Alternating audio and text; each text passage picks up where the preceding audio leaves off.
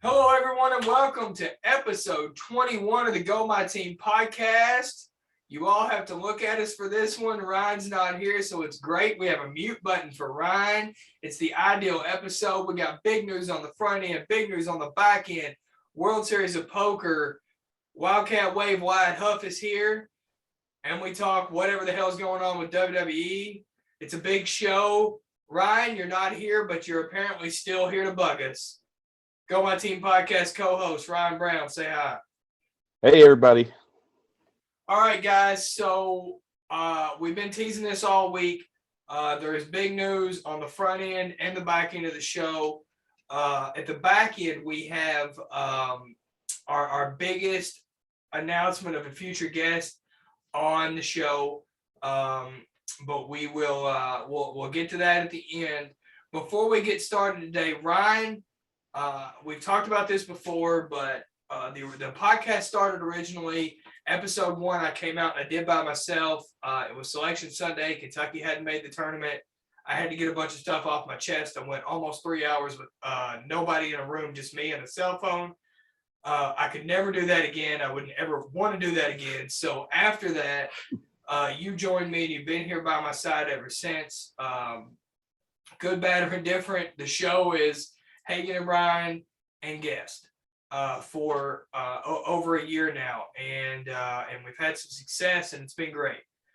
Recently, the show has had Parker, who's to my right, and Matt to my far left on a routine basis. And since our last episode, the decision has been made by the collective here with these guys' input as well.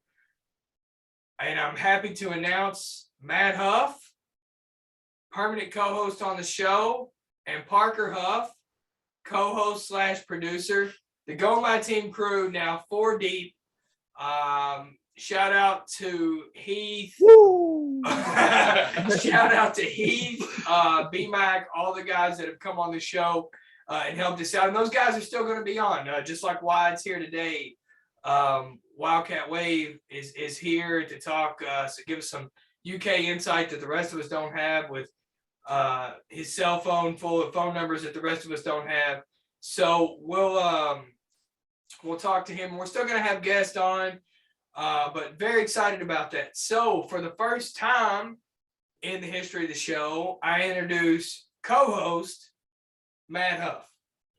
Glad to be here. Glad to be a permanent part of this, which it seems like I've been here quite a few times, but super excited now to be a permanent part of this adventure that we've all decided to do together. So, all right, and again, for the first time in the history of the show, the brains behind every episode that's ever made air that had any bit of technical knowledge to it, Mr. Parker Huff. And again, glad to be back permanently this time. I'm glad to be the behind the scenes guy too, and also a permanent on air person. I'm glad for the opportunity. Thank you. All right, and sorry, my daughter just texted me asking for $150. Yeah, we're gonna address that. We're gonna address that after the show. Weird how I'm not gonna make that decision just on a whim. So special guest for this episode, as I mentioned before, Mr. Wyatt Huff at Wildcat_Wave on Instagram. Wyatt, how many followers now on Instagram? 6,300. 6,300 followers on Instagram. He is absolutely plugged into all things UK basketball, especially the recruiting scene. Big commitment this week. Rob Dillingham commits this week after Wyatt said, at least right after EYBL, maybe before that Dillingham was headed to UK. So we'll get to that. Lots to do on the show today. But as always, we're drinking bourbon. And as you guys noticed, so Ryan's not able to make it today. Ryan, are we going to call it COVID protocol? I think that's what we have to. Yeah. I think that's what we have to call it. Ryan's at his house today, joining us by Zoom, just as a precaution. But I got to be honest, as far as the bourbon goes today, you picked a good day to miss. Wyatt will not be drinking any bourbon today due to federal alcohol consumption laws for minors. And go my team, you know us, justice and law first. But bourbon of the month is this little peach here, Calumet 10-year. And I got to be honest, guys, it's one of my least favorite bourbons I've ever bought. I hate it. I gave this bourbon to my stepson to take to a party full of early 20-year-olds, and he brought it back. That should tell you all you need to know. I gave this bottle to a party full of young folks, all of age young folks, but young folks, Yes. and it came back to my house. So we have declared this is bourbon of the month. We are going to rate it, but because it sucks, Matt has also brought, Matt, tell him about what you got there. I got an old William Tarr, 7-year-old. It's a Manchester Reserve. Now, this is also the distillery that Coach Mark Stoops has a hand in. And it's not bad. It's not, I won't bash any since Hagen might mute me. If I won't say which one I say it's a little bit better than, but Ryan, you can go ahead and say that. Oh, definitely. But we're going to give it a shot here too, along with it if we get tired of the Calumet. So Yeah, and we are going to get tired of Calumet. So Cool backstory about the tar when Matt and I and our wives were at Keeneland last fall. There was actually the distributor for WM Tar there trying to get it at the bar at Keeneland and throwing Mark Stoops' name around to get it there. well, I mean, I that's missed the that. name I would throw around. I mean, little peek behind the curtain. We're going to make an announcement about a whiskey later, and we don't have near the name of Mark Stoops to try to promote it. So, but we're excited to partner with them, and I can't wait to the end of the show to make that announcement. But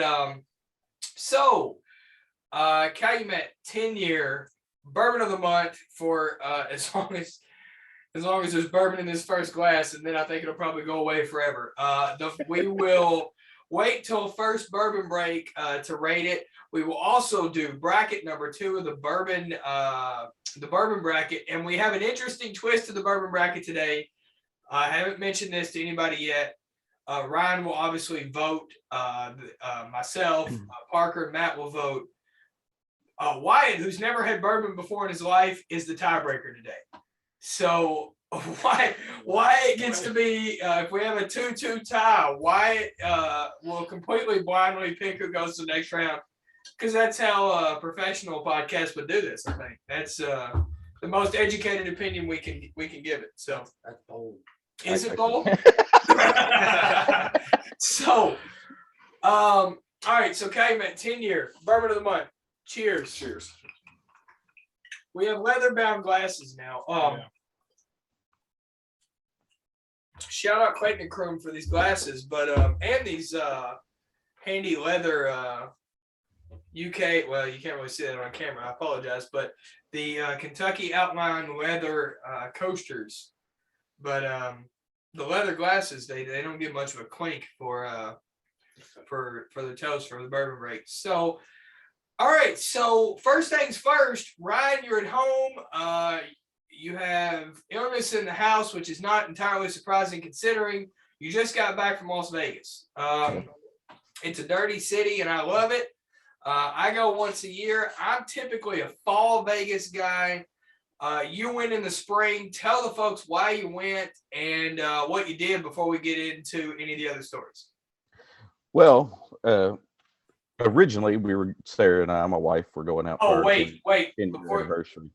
Sorry, before you get into that, thanks for the koozie. Anyway, go ahead.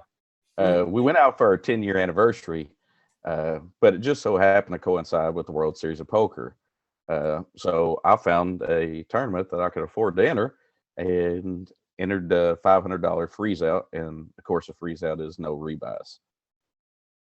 So Ryan played the $500 to enter, no limit hold'em. World Series of Poker event. Ryan, how many total entries approximately? This was, well, wait, before you say that, this was a moving target. So we did the live updates on the Go My Team social media for how many entrants were in. The problem was they were taking, it's a $500 tournament. So the World Series of Poker, in the interest of business, is going to take late registrations as late as they possibly. They'll take your $500. They have no problem. Late So, registration was 6.5 hours after the tournament started. into the tournament. So and for poker players out there, you'll realize this, but for those that don't maybe play a lot of know 'em and hold 'em, that means that guys were paying $500 to enter and get a starting stack of what, 25,000? 25,000 when the blinds were, what do you think? 1 and 2. 1 in 2,000. So 20 big blinds, a little more than 20 big blinds with the ante. So a lot of late registration, but at the end of the day, what did the total players get up to? It was almost 4,800 players. I think it was 4,783 or something like that. Okay, so we're just shy of 4,800 players. You were out there with recurring guest, friend of the show, B-Mac, was in the tournament. Also, I don't know that we'll ever have him on, but one of the funniest guys I know, if you like one-line zingers, Blaine, one of the funnier guys I know in that respect. He also played, guy we played poker with a long time. He was in. Both of those guys, unfortunately, went out before the money. But I think it's worth going into who took BMAC out. So let's start there with BMAC goes out, and go ahead. So we're probably 3 or 4 hours into the tournament at this time. And Chino Ream, who's probably one of the best players all around in the world, if not the best player all around in the world, sits down at BMAC's table, which is 2 tables away from mine. And he texts me and says, Chino Ream just sat down to my table. And I look over and there he is. And I was like, good luck, bud. And that's who ended up taking BMAC out. And there's, it's like I said, it's one of the best players in the world. It's no, he can't be ashamed to get taken out by Chino. There's no telling how many people he took out in that tournament. Yeah, and here's the thing: is Chino was a late reg as well, late registration as well. Came in swinging. As a guy that plays a lot of high stakes stuff, so the $500 entry fee was not going to be a thing. Chino was either going to come in and accumulate a lot of chips really quickly, or go out really quickly and go do something else. Well, he told BMAC and the entire table that when he sat down, he said, I'm here to accumulate some chips, and if I don't get it, I'm going to enter the 10K horse event. So yeah. So he was either going to accumulate a lot of chips and make a deep run in a $500 tournament, or he was going to go enter a $10,000 tournament. Right. That's a different dynamic than a guy who flew out to play just the $500 tournament, right? So, as well as spend time in Vegas. So, Chino Ream takes out BMAC, which is a sentence I'm not sure I would ever thought I would say. But you're at the table with a guy, and it's funny, after hearing this story, I'm watching the U.S. Poker Open on TV last night, the Pot Limit Omaha final table, and the guy that comes in third in the at that table is who you were at the table with in this same tournament. Tell the folks who was sitting, 2 seats away from you? Yeah.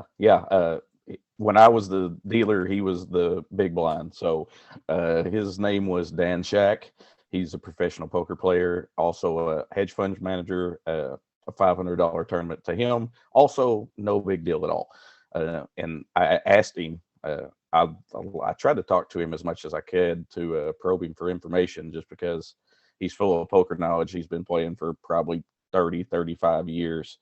Very successful businessman, very successful poker player. So I asked him, I was like, why are you playing in the $500 tournament? Are you just trying to get WSOP Player of the Year points? What's up? And he goes, I don't care about that at all. He goes, a bracelet's a bracelet. I don't care what event it is. He goes, I just want a bracelet. I came in second once, and I haven't made it that far again. He goes, I want a bracelet. So And when you say a bracelet, for those that don't know, the World Series of Poker, if you play a qualifying bracelet event, the trophy is a World Series of Poker bracelet. So which are super cool.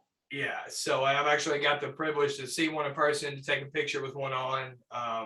Shout out Greg Hobson, who's a buddy of mine from Alaska that won a World Series of Poker event. I got to take a picture with his bracelet on. So Dan Shack at your table. Mm-hmm. Now, you haven't even told me this story. I've been dying to hear it. It's been a week. You won't even tell me because you said you had to say it on the air. I wanted to get your live reaction. You tried to bluff Dan Shack. So I did. You did. All right. So tell us all about trying to bluff Dan Shack and how that turned out for you. Not well. So I'm on the button and it's his big blind, and I look down at ace four spades. Everybody around the table had folded, so I'm on the button with an ace. I feel I have to raise here, so I raise. I make it about 2.5 times big blind, which is basically a standard raise for this tournament. Small blind folds, and then Dan Shack flat calls me out of the big blind, so it's just me and Dan to the flop. The flop comes deuce of spades, 5 of spades, 10 offsuit. I can't remember. So you're forward to the nut flush. Well, I'm forward to a straight flush. Oh, yeah. Well, yeah, that's true. Okay. So you're forward to a straight flush. Okay. Yeah. Dan checks. I make a bet, probably less than half pot at this time. Dan calls me. So the turn comes out and it's a 7 of clubs, 7 of diamonds, not spades. So, which is really what I'm looking for at this point. Any spade is what I'm looking for on the turn. But it doesn't come. The 7 of diamonds comes. He checks again. I bet. He calls. At that point, I probably made a half pot bet again, somewhere around there. So he calls the turn. The river comes and it's another 10, not a spade. But the board pairs. The board pairs. Yeah, which So, gives you another hand to try to bluff that you have. Because if you if you hit a set, now you have a full house. Right. So yeah. So board pairs. I know at this point the only way I can win is to bluff. He checks. I bet. He re-raises me all in for only about 8,000 more than what I bet on the river. Which is an embarrassing fold to make now. Yeah. Yeah. Because at that point I had plenty of chips I could have called, but I tried to make myself call with ace high there, but I knew I was no good, and I was like, I really don't want to waste 8,000 more chips here on this, because I know he's not bluffing. I know he has ace high beat. So I end up folding for 8,000 more, and he turns over pocket sevens. He shows me pocket sevens. He hit a full house. So yeah, so I paired and gave him the full house that you were trying to. Yeah. So yeah. The most impressive part, did he spike his set on the flop? Turn. So the most impressive call he makes has to be the flop call. Well, there's only one over out there, and he's still set mining at that point. Set mining is, of course, chasing a set, and he hits it on the turn. So, I mean, he had plenty of chips at the time. I had plenty of chips at the time. It's a very justifiable call with only one over call. Oh, yeah, no. I wasn't saying his call was bad there. I just, if there's a time he's going to get off his hand, it's not pre-flop. He has a made hand. If there's a time he's going to get off his hand, it's after the flop. Mm-hmm. I don't know that there's a bet you can make. I mean, what's he put? Either he puts you on an over pair to his sevens pre-flop, or he puts you hitting the 10 on the flop. I don't know that there's a bet you can make on the flop. If he's going to call the flop, then he wins the hand. Because once the spikes is set and then the board pairs on the river, he's got you dominated. So, Yeah, just an unfortunate turn card. I mean, really, if he doesn't spike his set on the turn and you double barrel the turn, I think he probably gets away from his hand. As long as the turn, if the turn comes an over, if the turn's any over to his pair, a jack, whatever, then I think he has to, especially if it's a face card, then I think when you double barrel and bet the turn, he has to get away from his hand. Unfortunate turn card for you. Good value on him. He got you every street. He took chips from you at every opportunity he could have. So good Well, on and the thing is, we were talking after the hand. He said, you had ace four spades because I didn't show, and I said, yeah. He goes, so if I raise all in on the flop, you probably call, and I'm like, probably so. Because I've got the nut flush draw, I've got a straight flush draw, so at that point, it doesn't really matter to me what he has. so I'm that's calling an to the best interesting hand dynamic. made. Well, let me ask you this: if it's a check raise all in, I feel like that's different. If because the action's to him after the flop. Mhm. If he jams all in before you get to act, I feel like that's different than if he checks, you bet, and then he check raises you all in. You might think it's a play. Well, But I mean, the best hand he can have after the flop would be three I tens, said and it's even, hands, yeah. even then, I'm drawing to a straight flush. So, and I've got two cards to come, so I probably do call. Yeah, that's an interesting thing there because that's one part of this hand that I wasn't thinking about. You maybe go broke if he jams. Well, I don't go broke, but I am severely hurt because at the time Oh, I you had him covered. out. You had him covered. Yeah, I had him covered. Okay. All right. Well, yeah. So just a bad spot. I mean, I don't know that you made a bad. Well, to be honest with you, your hand, you pretty much hit the ideal flop. I mean, Right. what more could you have asked for? To flop the straight flush? I mean, for your hand, you're essentially making a bet it and it will come type hand. And it all, when it nearly did, you were in a good spot.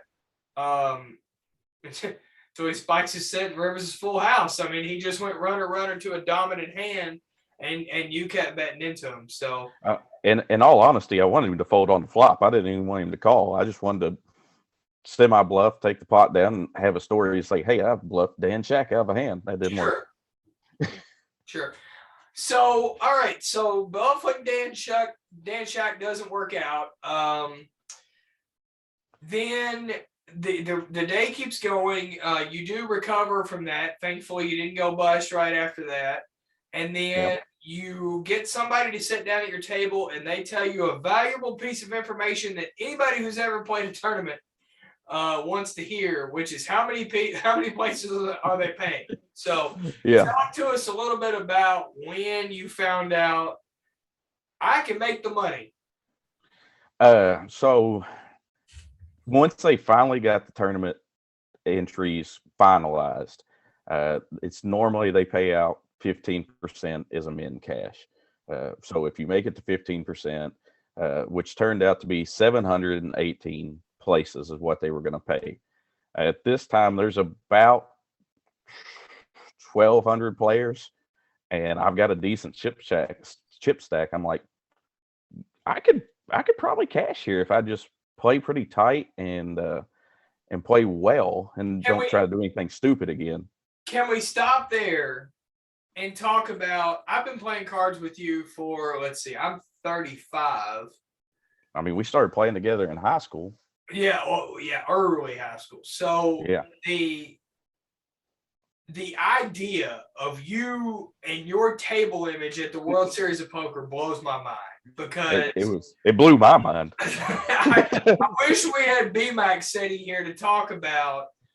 Ryan is usually fire every street. If he's in a hand, he could have aces or trash. It's double barrels blazing, everything I can throw at this hand to win it. He's a very aggressive player, which I enjoy because I am as well. Ryan and I usually butt heads at least a few times a night when we play cards together with a table. You really, really tightened up at the World Series. Yeah, I went in with a few goals really. I wanted to. My first goal was to make the money, and I really wanted to make day two because this was a 2-day tournament. I really wanted to get a bag the first day or after the first day and have chips to come back to the next day in my first event.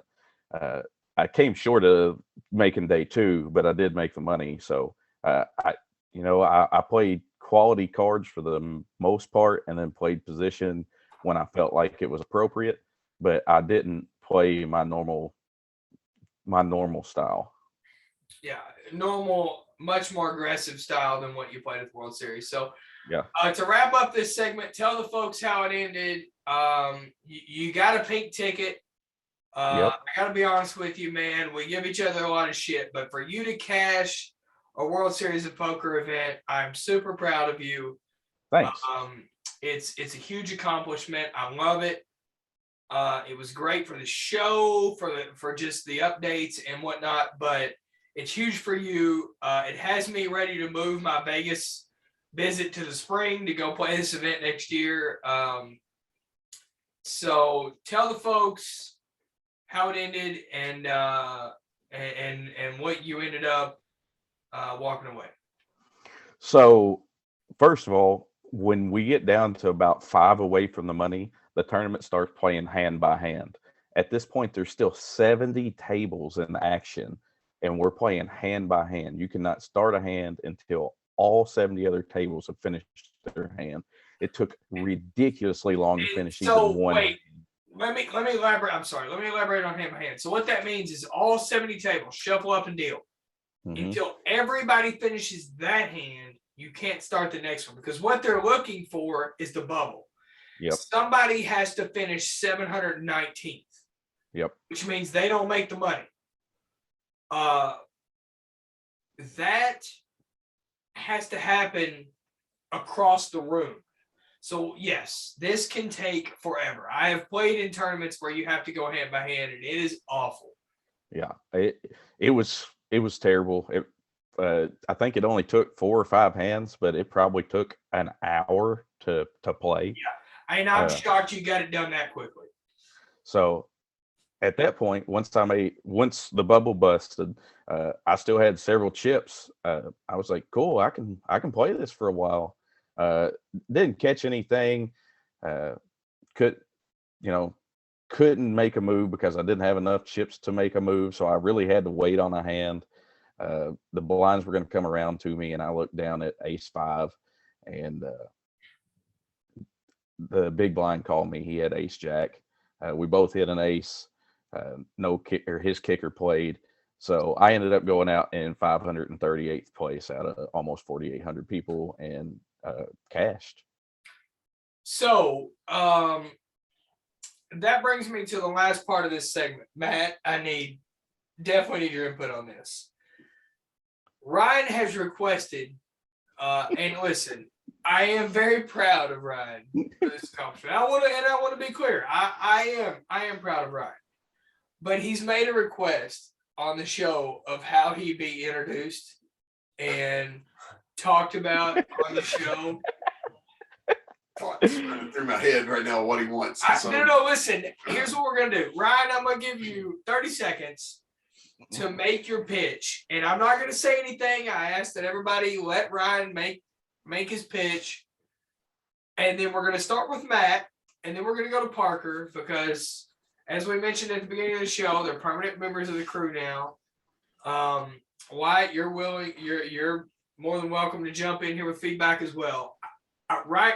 Make your pitch, and we'll let the guys talk. I will go last. Go ahead. All right. So my pitch is that I should go my team co-host / professional poker player now. Not only did I enter a professional tournament in the World Series of Poker, but I got paid to do it because I came out ahead. So to me, anytime that you make money doing something, aren't you a professional? Are you done? I mean, I'm 1 for 1. All right, Matt, thoughts? So this is all right. So going back to everything both you guys just said here and talked about, I am a casual, super casual poker player. I mean, and there for a second, I thought I needed a dictionary on like what you guys were talking about. I'm not gonna lie. I like playing poker, but super casually, not on the level of Hagen. Definitely not on where you are now. And I'm sure Hagen could enter those twos if he wanted to. Sure. But I'll just say that. Let me say this first. I am super proud of what you did to go into a tournament with just on any kind of sport with 4,800 participants and then end up in the top. What was that, top 10%? I was probably around the 12th percentile or something. Somewhere in there. That says a lot of your skills of what you do and luck of the draw. But I'm going to say I'm okay calling you a professional poker player, because to enter a tournament like that and to come first one and end up in the money, I say you're a professional. You got my vote of approval. All right. What do you say, Parker? Okay, well, sitting here just listening to you guys, I had no idea what you guys were talking about either. Because I played poker like on like a handful of times. But the fact that you went to Vegas, entered the tournament of that level, and came out first time with money, like made money like that, I would also say that we can also call you professional as well. Yeah, Hagen is hating all of us right now. No, I'm not. Here's why. I'm not going to go into all this. Ryan knows the story. I had a situation in my life where at one point I was unemployed and had some bills coming. I was very young and didn't have a family or anything, and had an opportunity in my life where I could pay my bills for a month by playing poker. And Ryan was around for this. Ryan, am I making this up? No, it's true. Okay. All right. So I had a month of my life where there was a car payment due, there was car insurance due, there was a cell phone payment due. I was at a point in my life where I didn't have a mortgage. I wasn't trying to feed my kids. I don't want to give the impression like I was, playing with a college inheritance or anything, but I had bills due. And I went around to a stupid amount of poker tournaments in about a 30-day span, went on a run that was pretty crazy, made I think 8 final tables in 2 weeks or something, and paid my bills playing poker for a month of my life. First of all, it would never happen again because I couldn't risk that now, but I consider that month of my life that's how I paid my bills. I never considered myself a professional poker player. I just said I paid my bills for a month by playing poker. I don't have a huge problem referring to Ryan as a professional. I just feel like it comes with an asterisk of like also writes mortgages, asterisk. Like you know what I mean? I mean, like Ryan does all right other ways. That's what I'm saying. I can have more than one profession. I was about to say, I think we all have more than one title in our lives. So, some of them we can say on air and some of them we can't. So I agree that that he does do other things. Professional poker player is just an added, like the icon, the showstopper, the main event, so now he gets poker player added. I got you. All right. So from now on, Ryan Brown, Go My Team co-host / professional poker player. It's been voted on. Wyatt, do you have any input on this subject? I was actually gonna say no. All right. Well, I'm glad it didn't come down to Wyatt because he said no. It's bullshit. Because to me, to be a professional, I mean, that's cool that you're in the event. I even told Dad I was proud of you. But Thanks. to be a professional, like you got to be in like more than like a bunch of those events. Okay, so what you're saying is it can't be a one-time thing. Yeah. All right. Well, I'm glad it didn't come down to Wyatt. Yeah. Because if Wyatt was a permanent part of the show, your request would have been denied. Hey, Yeah. hey, just one more thing about it. The guy that actually took me out ended up finishing 14th in the event. That actually is pretty cool. That is pretty. That is So pretty yeah, so what a run for him. So all right, Ryan at the World Series of Poker. First of all, Go My Team is proud of you. It's a huge accomplishment. I've been playing cards with you for 20 plus years. I've sat across from you at a lot of poker tables, and I could not have been a bigger fan of you at this one. So congratulations. Shout out from all the Go My Team crew to you for cashing your first WSOP event. And hopefully this time next year, we're talking about multiple of us that have little pink tickets. That's right. So, all right. So that kind of wraps up our WSOP recap. Ryan at the World Series. Oh, wait. No, I'm sorry.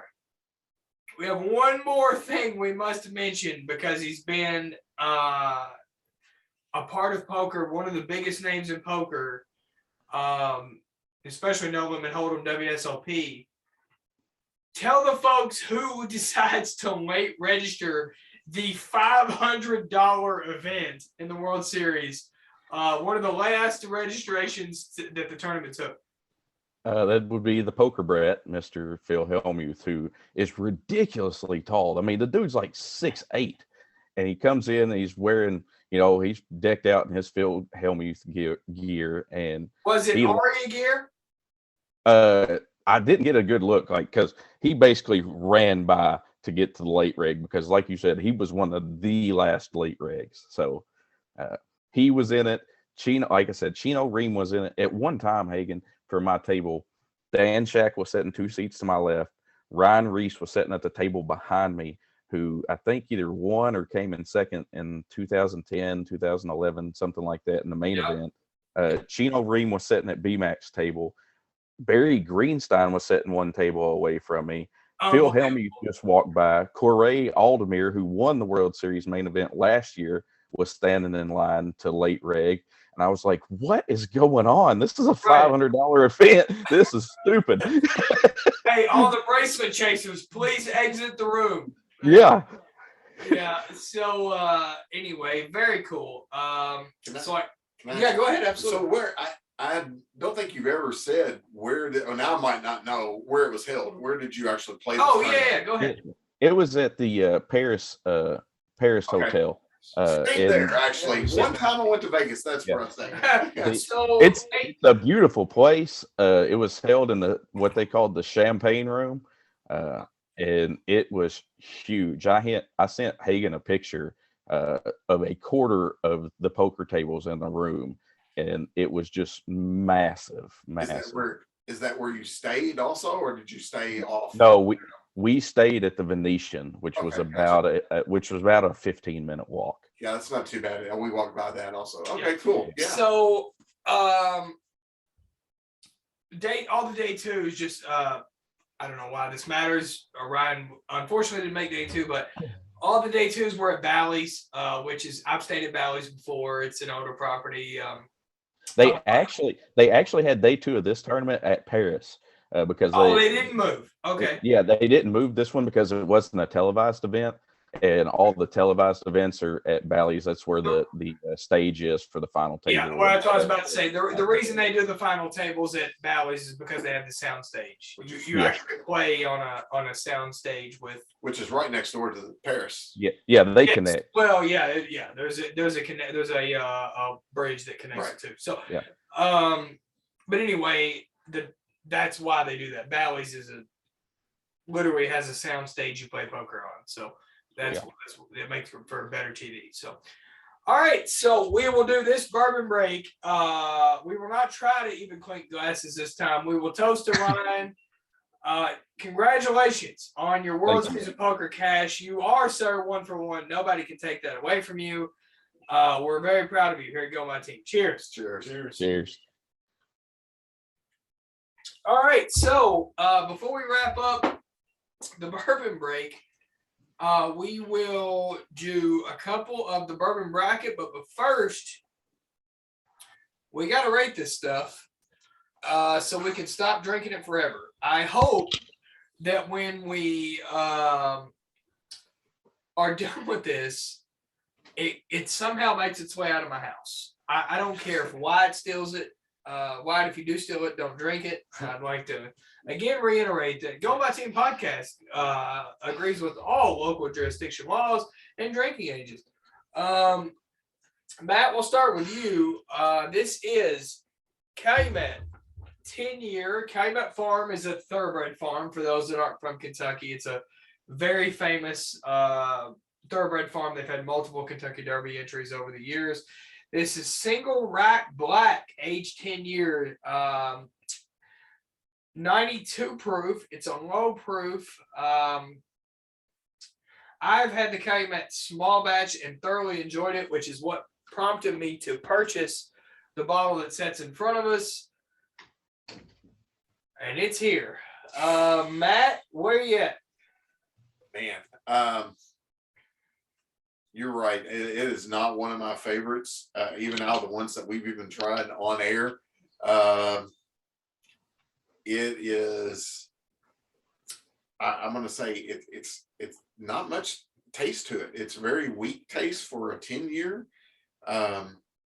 Low proof. Not a lot of flavors pop out. Anything like that. This will probably be the lowest rating I've given anything. I'm going to say it's I'm gonna give it a 5.2.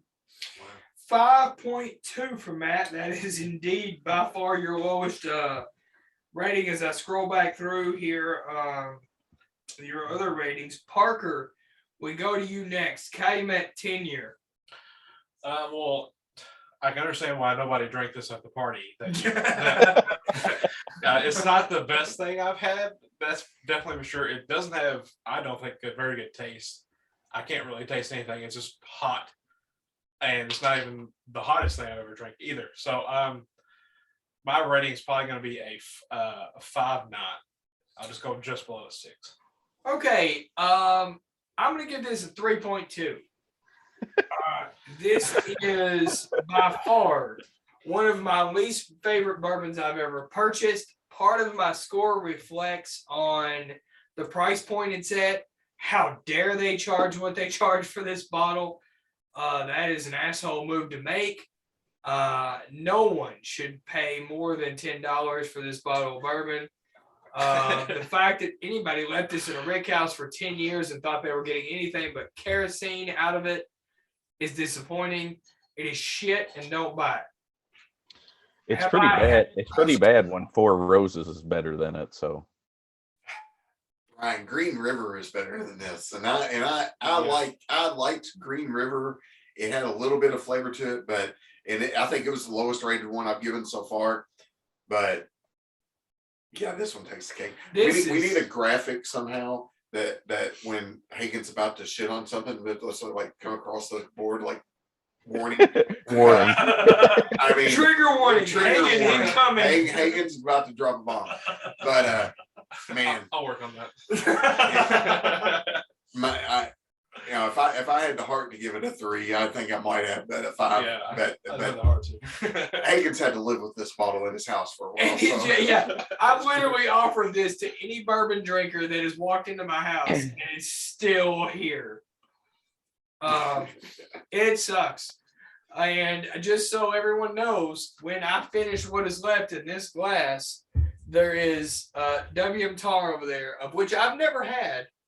And I cannot wait to try it because it will be better than the bullshit that I'm drinking right now. So that's our review. Calumet 10-year. All right, so let's look at our bourbon bracket, and then we will stop wasting time of our special guest that's here, Wyatt. That so far we have completely wasted an hour of his life that he will never get back. All right, so we started with the 270 bracket last time, which is where Kentucky begins, really, in the 270. We will go now to the 502 bracket, which those of us who remember old school Western Kentucky, we used to be It 502. used to be 502. We Yeah, we correct. were 502. You got that right. We were 502 before there was a 270. Yes. I didn't know that. sir. Yeah, Wyatt. We were We 502. were the 502. Yeah, originally we were 502. Now we're 270. But the 502 bracket of the Go My Team podcast bourbon bracket, the number 1 seed in the bracket, George T. Stagg. The allocated of all allocateds. Good luck finding it. Against the 18 seed, Ancient Age. The bottom shelf of all bottom shelves. Ryan, we'll go to you first. George T. Stagg against Ancient Age. I have never had George T. Stagg, but I have had Ancient Age. And in that instance, I'm going to pick Stagg. Even though I've never had it, it has to be better than Ancient Age. So, George T. Stagg. Matt, we go to you. I've actually had both. I've had a sample of the George T out somewhere. I can't remember the restaurant. Definitely George T. Stagg. Although they're both Buffalo Trace Distillery. They are actually. What's ironic about this is the same distillery makes both. Same distillery, different mash bills, but yeah, George T. Stagg is the winner on this one. Parker, we go to you. Well, not having either one of these, just because it's the number 1 seed, and apparently, just judging by y'all's reaction on the other one, I'm gonna go with George T. Stagg. So. Yeah, so this is obviously a clean sweep, but shout out to my buddy Joe who let me try George T. Stagg at his house one night. It's the only time I ever had it. So hope Florida's treating you well, buddy. But yeah, George T. Stagg in a clean sweep. And we go next to the 8-9 matchup. One that I think will be I have strong opinions about this one, but we'll start with Matt on this one. Russell's, and remember when we say a label here, we're talking about the full body of work. So Russell's, you got the 10-year that became extremely popular. Okay. Against Long Branch. Oh. So Russell's against Long Branch in an 8-9 matchup. This one should be difficult based on the seating. So go ahead. Well, here you are again. You're comparing two same companies again. You got Wild Turkey and Wild Turkey. And what he It's means by that is the distillery. Distillery still makes it. Yeah, one of them you got Matthew McConaughey, then you got of course Mr. Russell, the be all end all of master distillers. I've had Russell's. It's been a long time since I've had Russell's. Parker just bought a bottle of Long Branch, not like this week. Yeah. So refreshed my memory on it very well. This is an 8-9 matchup, so I'm just going to go ahead and pick one. I'm going to pick Long Branch just because it's on my memory a little bit. Okay, sooner. one for Long Branch. Parker, go ahead, sir. Well, I was watching a bunch of YouTube videos and just going down a rabbit hole on YouTube just to like get some bourbon knowledge. And I saw Long Branch was like Matthew McConaughey's brand. So I was just trying like different celebrities, brands of bourbons. And so I went and found that one actually at one of our stores here. And it was actually really, really good. It was one of my favorite. Was it at your normal store? It was at my normal. Okay, well, you give him a shout out. Yeah, it was at Value Liquors over on 54. Okay, yeah, Yeah. shout out Value Liquor. Yeah. It's Parker's little honey hole there. Yeah, go ahead. Yeah, I know the owner, Nikki, over there. So. Okay, all right. But anyway, I found that Long Branch there. It was honestly, I tried it every which way I could think of, and it was one of my favorite bourbons I've had probably like to date. So I'm gonna pick Long Branch as well. All right, well, I'm actually shocked right now. You know what? In the interest of the show and content, Ryan, I'll send this to you, although one of my favorites could be eliminated here. Go ahead. So I haven't had Long Branch, so it's hard for me. It's really hard for me to pick that one when I've had several Russell products, especially their 10-year-old is really good. So I just on the fact that Russell's 10-year-old, I might have to take it.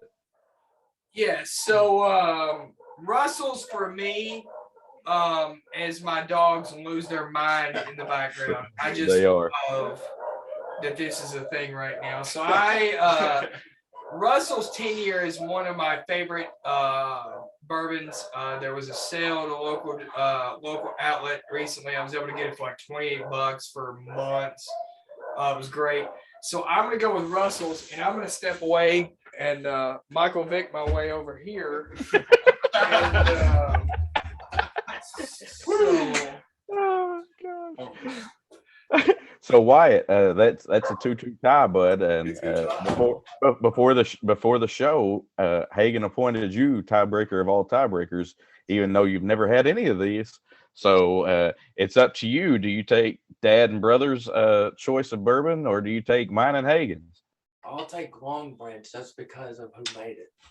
Okay, so Long Branch, which I believe is the 9 seed. I think it was. Yeah. It will advance over Russell's, and I think other than when Four Roses gets beat in the first round, this will break Hagen's heart the most. Don't get me wrong. I think Russell's is a great brand, and it produces some great bourbon. It's just been so long since I have it, hard for me to recall. So something fresh in my mind. And Long Branch is good. I mean, if it wasn't good, I would have picked Russell's out of just pure memory. Yeah. And like I said, I can't pick Long Branch when I've had Russell's, and I don't enjoy all of Russell's products, but their 10-year-old is a good bourbon. Right. Yeah. So one of these, when I try Long Branch next time at your house, my vote may be different. Which should be this weekend if you're coming over for Money in the Bank. So Money in the Bank. Well, I would love to, but I think it's probably best if I stay home just in case. I don't want to spread it. The pay-per-view that can't find a venue. All right, so I missed it. Who advanced? Long Branch advanced. Long Branch. Russell's is gone. All right, so let's do one more here. Before we move on, we'll do 3 brackets here. Henry McKenna, the famous green and white. And I'm going to go first on this one because I have strong opinions on this as well. Imagine that. Against Jim Beam. Now, to me, Jim Beam is the most underrated bourbon in the game. I think it gets so much shit because it's the Bud Light of the bourbon game, right? I mean, it's the big label, it's the giant. They've sold overseas and blah, blah, blah.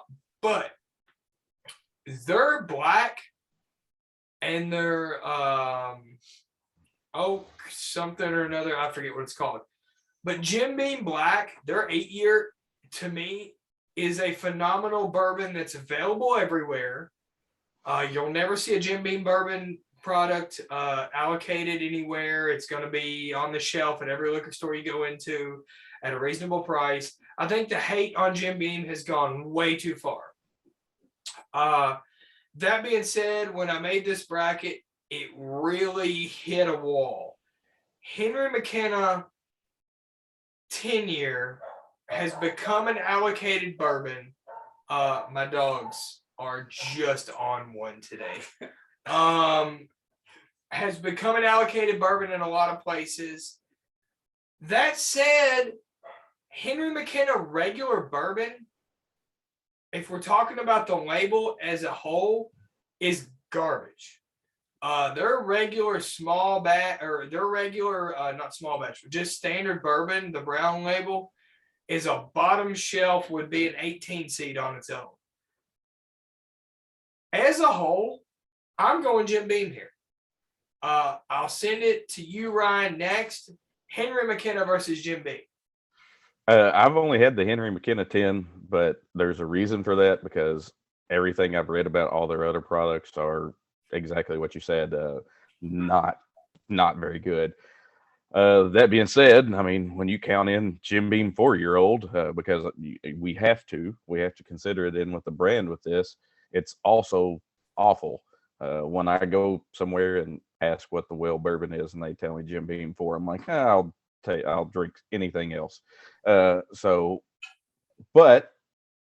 as a whole, and that's what I feel like we're judging these on, all the products. I will also take Jim Beam.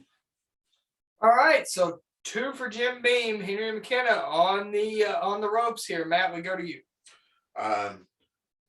It's got to be Jim Beam, and Yeah. and I think Jim Beam 4-year is probably one of your best mixers around. I mean, no, it's as in mixing it with other things to make a cocktail. And I know I've heard people say you get good bourbon to make a good bourbon to make a good cocktail, but for some reason it's good. Now I like Devil's Cut. I like Devil's Cut's the other one I was trying. Yeah. Jacob's Ghost, which isn't a white dog. It's a 1-year only aged in barrels bourbon. So, and it's decent. It's clear, but it's decent. It's a decent bourbon. But as in, like, if we're going whole works, then you got to go Jim Beam. I mean, it's just plain and simple. Yes, it is a juggernaut in the bourbon industry where it makes so much stuff, but hands down, I'm going to vote it over to McKenna. I've had McKenna once, wasn't a fan. I didn't have the 10-year, so there you go. I removed that piece of paper off the top of the bag over here. So, all right, so Jim Beam is going to advance. Parker, had it come to you, what would it have mattered? No, it would not. I would have also picked Jim Beam just because of how, like, I don't know. I guess worldwide it's known. Like, it's got commercials. I know of the McKenna 10-year. I've never had it, but of course, just the complete work, I would have to go on Jim Beam as well. So let's just say I've also got Jim Beam vanilla. I put in my coffee. yeah, I've got Jim Beam apple. I mix with Sprite. Like I said, it's a great mixer. It's just something for light, fresh kind of stuff. I've had other flavored bourbons, and those are 2 of my favorite flavored bourbons to mix with things. So in the first round, George T. Stagg, I believe Long Branch, and Jim Beam all advance. Yes.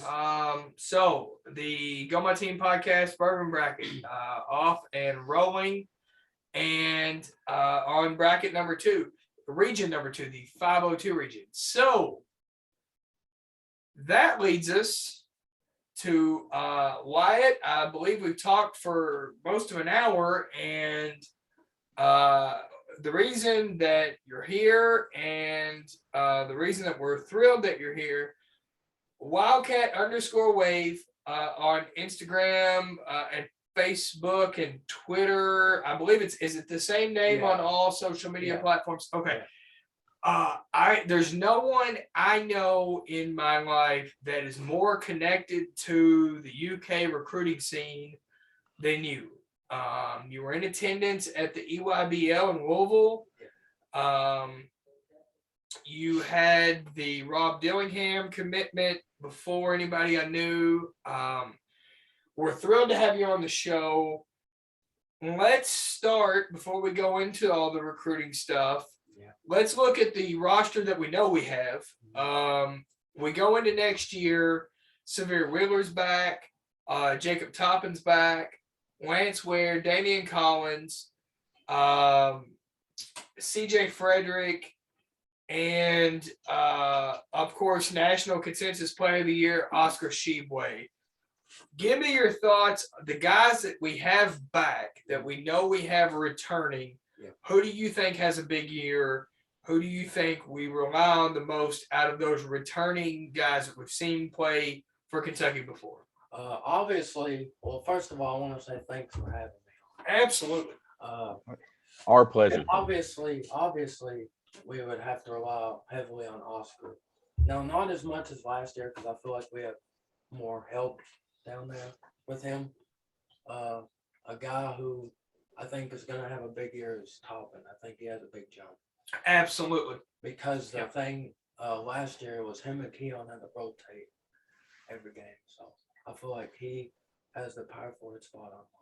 Yeah. Do you feel like Keon was a hindrance to Toppin's development and game last year? I do. Yeah, I think I thought so too. I thought he was the better player all year, and Cal kind of just went with Keon because he'd been there longer. Yeah, I just feel like there was a big cluster there because it was one of them always had a good game. You know? And here's the other thing the only thing that concerns me with the 4, because I want to state clearly, I agree completely with you. Of all the guys that are coming back, the guy I'm the most excited about is Jacob Toppin. Yeah. I think Toppin takes a huge step forward. Love his game. I think his game is a modern game.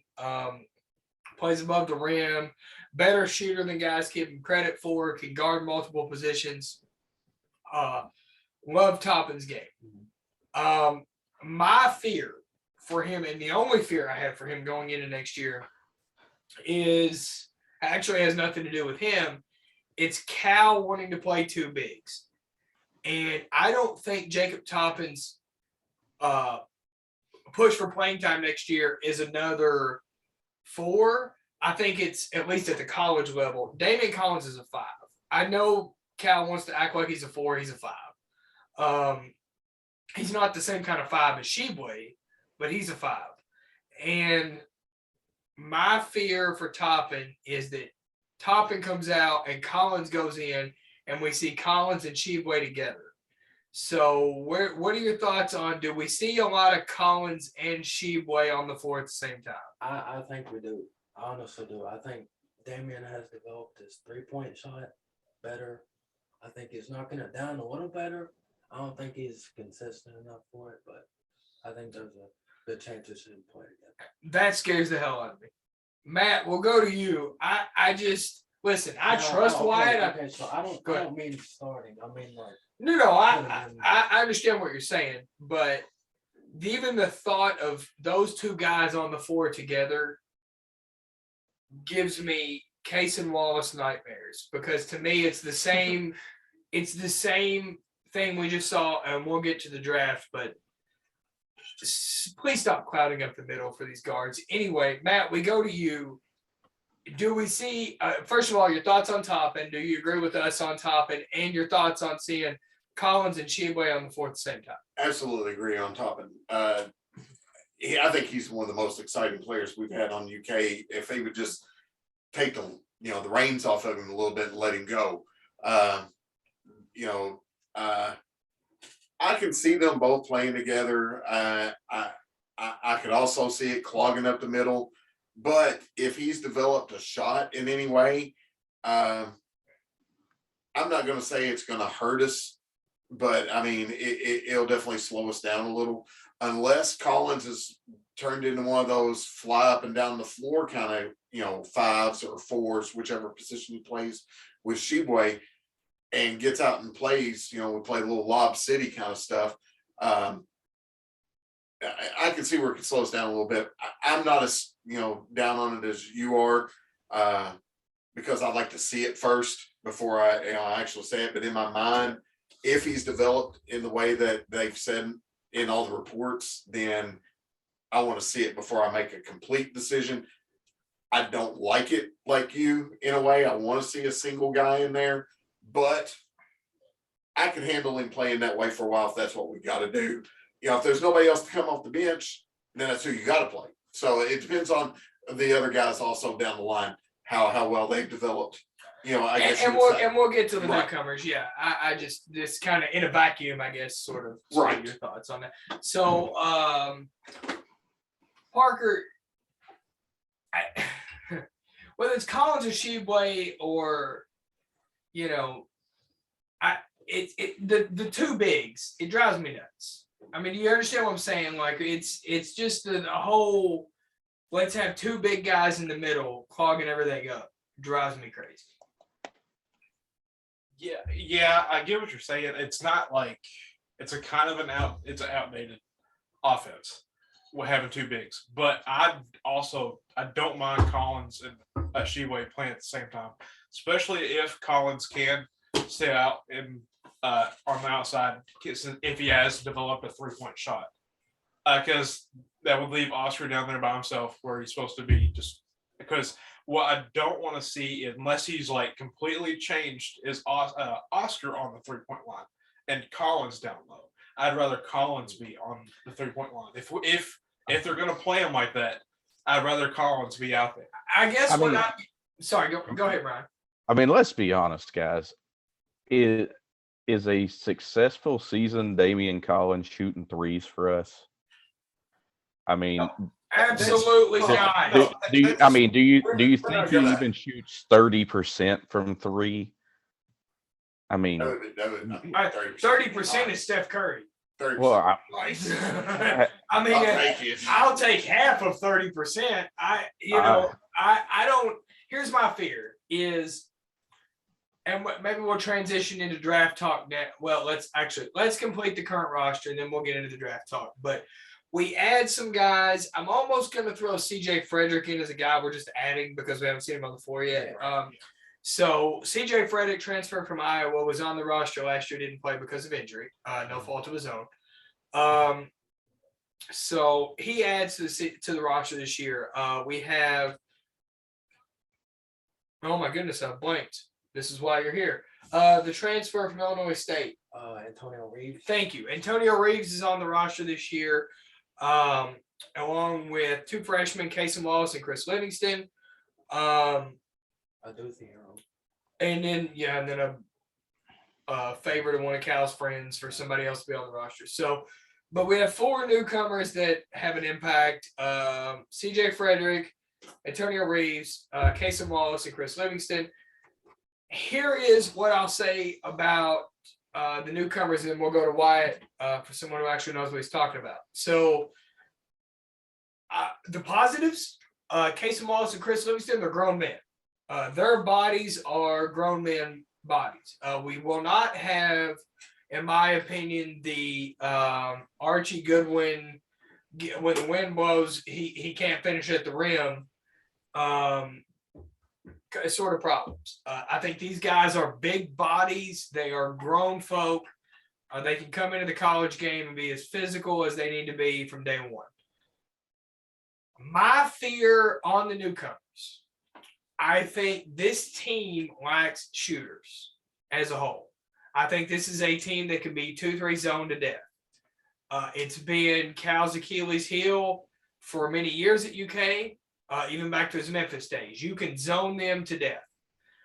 Cal's not ever put an emphasis on pure shooters. The pure shooters that he's had haven't been great shooters while they're at UK, whether it be that his fault or not. Regardless, they haven't. Tower Hero, Devin Booker. I don't see a shooter on this roster that's going to play a lot of minutes besides Antonio Reeves. I do think Reeves plays a lot of minutes. I think Reeves will push Samir Wheeler to start. I genuinely believe that. I think Reeves is a huge addition. I don't think Casey Wallace is a knockdown shooter. I think he's a streaky shooter at best. And I don't personally think CJ Frederick can play on this team a lot of minutes because I don't think he can guard anybody. And John Calipari is not the kind of coach to watch guys give up 2 on the defensive end to score 3 on the offensive end. He just is not going to do it. Whether we all think that's a good thing or not by analytics or modern basketball or whatever, Cal's not going to do it. So there's no point in arguing about it. It's a thing at this point. John Calipari is not going to watch you get beat on the defensive end time after time if you can, as long as you can shoot on the offensive end. That guy just transferred. That's Dante Allen. Dante Allen couldn't guard anybody. He was a streaky shooter at best, and Cal couldn't play it. I think CJ Frederick is a less athletic, worse defensive version of Dante Allen, and I don't think he will play a lot of minutes. Because that's the case, I think this team is short a shooter. Wyatt, we'll go to you. The newcomers and sort of the roster as a whole. Well, first of all, you were talking like how you don't think CJ Frederick will play a lot. I heard he might actually start. nice. At shooting guard over Casey. Over Casey Wallace. Yeah, what's surprised me, because you're leaving a guy who's a great defender, probably the best defender in this class, and who can get to the bucket. It surprised me. I will say this, and I'll actually ask you a question. Yeah. If CJ Frederick starts over Casey Wallace, is that not does that not seem like the least John Calipari thing ever? I mean, that's the exact opposite. Yeah. That seems like a Nate Oates type move. Mhm. You know what I mean? Nate Oates will start the guy who can shoot over the guy who can guard. John Calipari would never. Yeah. So I mean, does that surprise you? Like you said, surprise you. I mean, Yeah. if he starts, I Then- mean, that blows my mind. Yeah. You think Why- he's that good of a shooter? Yeah, he's probably the best on the team for sure. But what surprised me was how he would start over Case, because I feel like Case would be on the shooting guard. Hey, Well, Wyatt, yeah, I think we all did, Ryan. I mean, do you think there's a realm of possibility where Kaysen starts at the 1 and Severe comes off the bench then, if that's the case? Yeah, I could see it because he's more of a. I feel like he's a better point guard than he is. He's listed as a combo, but Right. better at the shooting. I But You know, I've only seen him play in all-star games, but he handles the ball really well. To me, he seems like an obvious point at the 1. I mean, Severe Wheeler is what he is. He's a left-hand dominant 5'9" point guard yeah, playing in the SEC. He's pretty Big limited in can't what he shoot. can do. Yeah.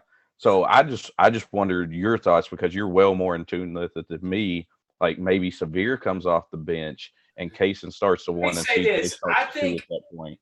Here's what I think, and I heard some numbers on this, and I wish I could remember them. It was on KSR.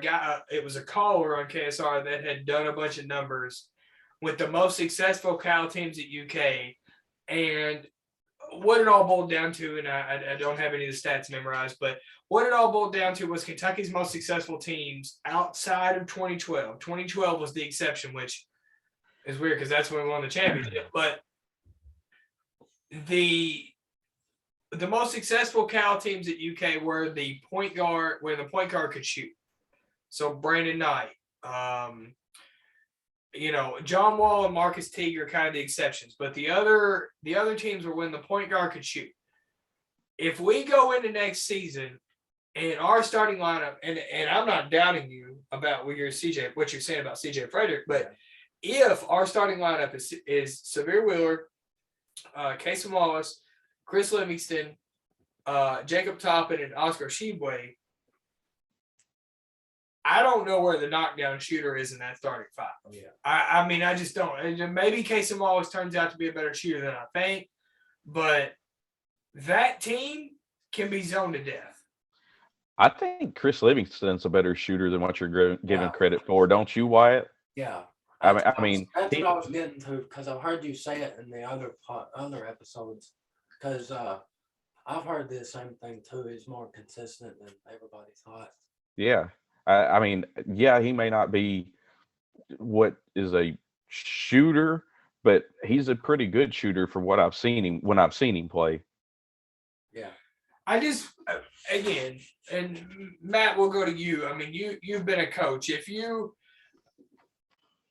My fear is, again, a team that could be zoned to death. Listen, I want to be good, but when I look at next year's roster, I don't see, if Casey Wallace is Ty Washington when healthy, we'll go to the draft after this, but Ty when healthy, the real Ty Washington.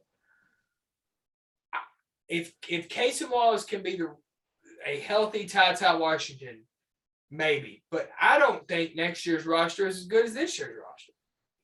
I just don't. I mean, it concerns me to play through a big. Oscar Sheboy is amazing. I will not take anything away from Oscar. He's consistent play of the year. My God, if it wasn't for him, I don't know. Last year might have looked like the year before. But I'm just saying, it concerns me fundamentally. Take Oscar out of it. Any big. It concerns me to have your best player be a 5. I don't give a damn who it is. You got to also look at, and you said we'll talk about this later, but you got to look at this draft. This draft was big, heavy, and they drafted bigs more than they did a lot of the guards, even though there was a lot of teams that needed guards, and they were drafting big guys because the big guys were a little more dominant, and I'm not, when I say bigs, I don't mean 5s, but, No, what big you're players. talking about stretch forwards. Right. Yeah. But, I mean, National Player of the Year, average double-double. I mean, if that's the guy you got to go through, that's who you go through when you're a coach. and you hope everybody else benefits from what he does. And then you hope that they improve as the year goes on. Sure. And if Wallace is one of those kids that just needs that little time to get in the flow of things, then you figure it out. And I really don't have any problem with CJ Frederick starting or anything like that. Because really, to be honest with you, I've only barely seen him play at Iowa, and I'd like to see what he does in this system before you make ultimate decisions. As far as like this year compared to last year, I mean, all you did was pretty much plug in a few things, Livingston for, Tata, or Wallace for Tata. And then, you still got Toppin back. You got, you lose Brooks, which I don't think was much of a loss, even though, I mean, he's all right. Ryan put it perfect with Brooks. It's addition by subtraction. Exactly. Yeah. And as far as which ones, I think they're almost similar, really, as in one better than the other one. It'd be tough to say which one's which until the end of this coming year. Then you can compare them a little bit better. But looking at them on paper, I'm kind of like with Ryan. It's addition, by way of subtraction, and we're kind of the same in a way that we were last year because we're going through Oscar again. It's just that we replaced Tata. I feel roster construction wise, this team is very comparable to last year. I mean, very comparable roster construction wise. I think we're going to be 8 guys deep, which isn't bad as long as everybody stays healthy. 8 deep is about what Cal plays, unless we have, the platoon system. Here's my concern. 8 is what you want. I think 8 deep is because, well, I'll say this and then we'll go to the draft, which is where I think there's more fundamental. It illustrates more of fundamental problems, but I think Kentucky fans a lot of times make the mistake of, we know our guys. Let me illustrate my point, okay?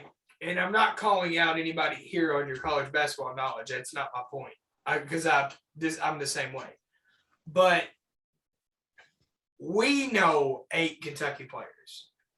Would I know Damian Collins if he played for Xavier? No, of course not, right? He would just, if you look at Damian Collins' numbers, I would not know who on earth Damian Collins is unless he played for Kentucky. So when we say 8 deep, we're 8 deep with guys we know. Just because a guy comes back doesn't necessarily mean I'm over the moon about it. Keon Brooks is a perfect example. If Keon came back, I think it's a bad thing for next year's team because I think we see less Jacob Toppin. Damian Collins is going to be what he's going to be. We'll see. And I'm not going to decide one way or the other. We'll see. I'm fine with we'll see. Okay. He better eat between now and the next season. That's all I'm going to say. But he has gained weight. Thank God. Okay. He needs Tayshaun Prince, personal trainer. Okay. He's got to find some weight somewhere. But my point is, I don't look at next year's team and see that dude. And I want to move to the draft. I don't count. Shaden Sharp, we have beat it to death on the show. We're not going to talk about it now. It was what it was. It was what it was. Thank you. Okay. I didn't want to get it. He's gone. It doesn't matter. There's no point in wasting any more time. This is not a Portland Trailblazers podcast. He belongs to them now. It's fine. We're done. It's over. He's gone. Ty Washington joins a group of guards that has slipped in the draft that I actually think Ty Washington will have a better NBA career than he had at Kentucky. For one, I don't think anybody's going to try to play him hurt. They're going to set him when he's hurt, like he should have at Kentucky. I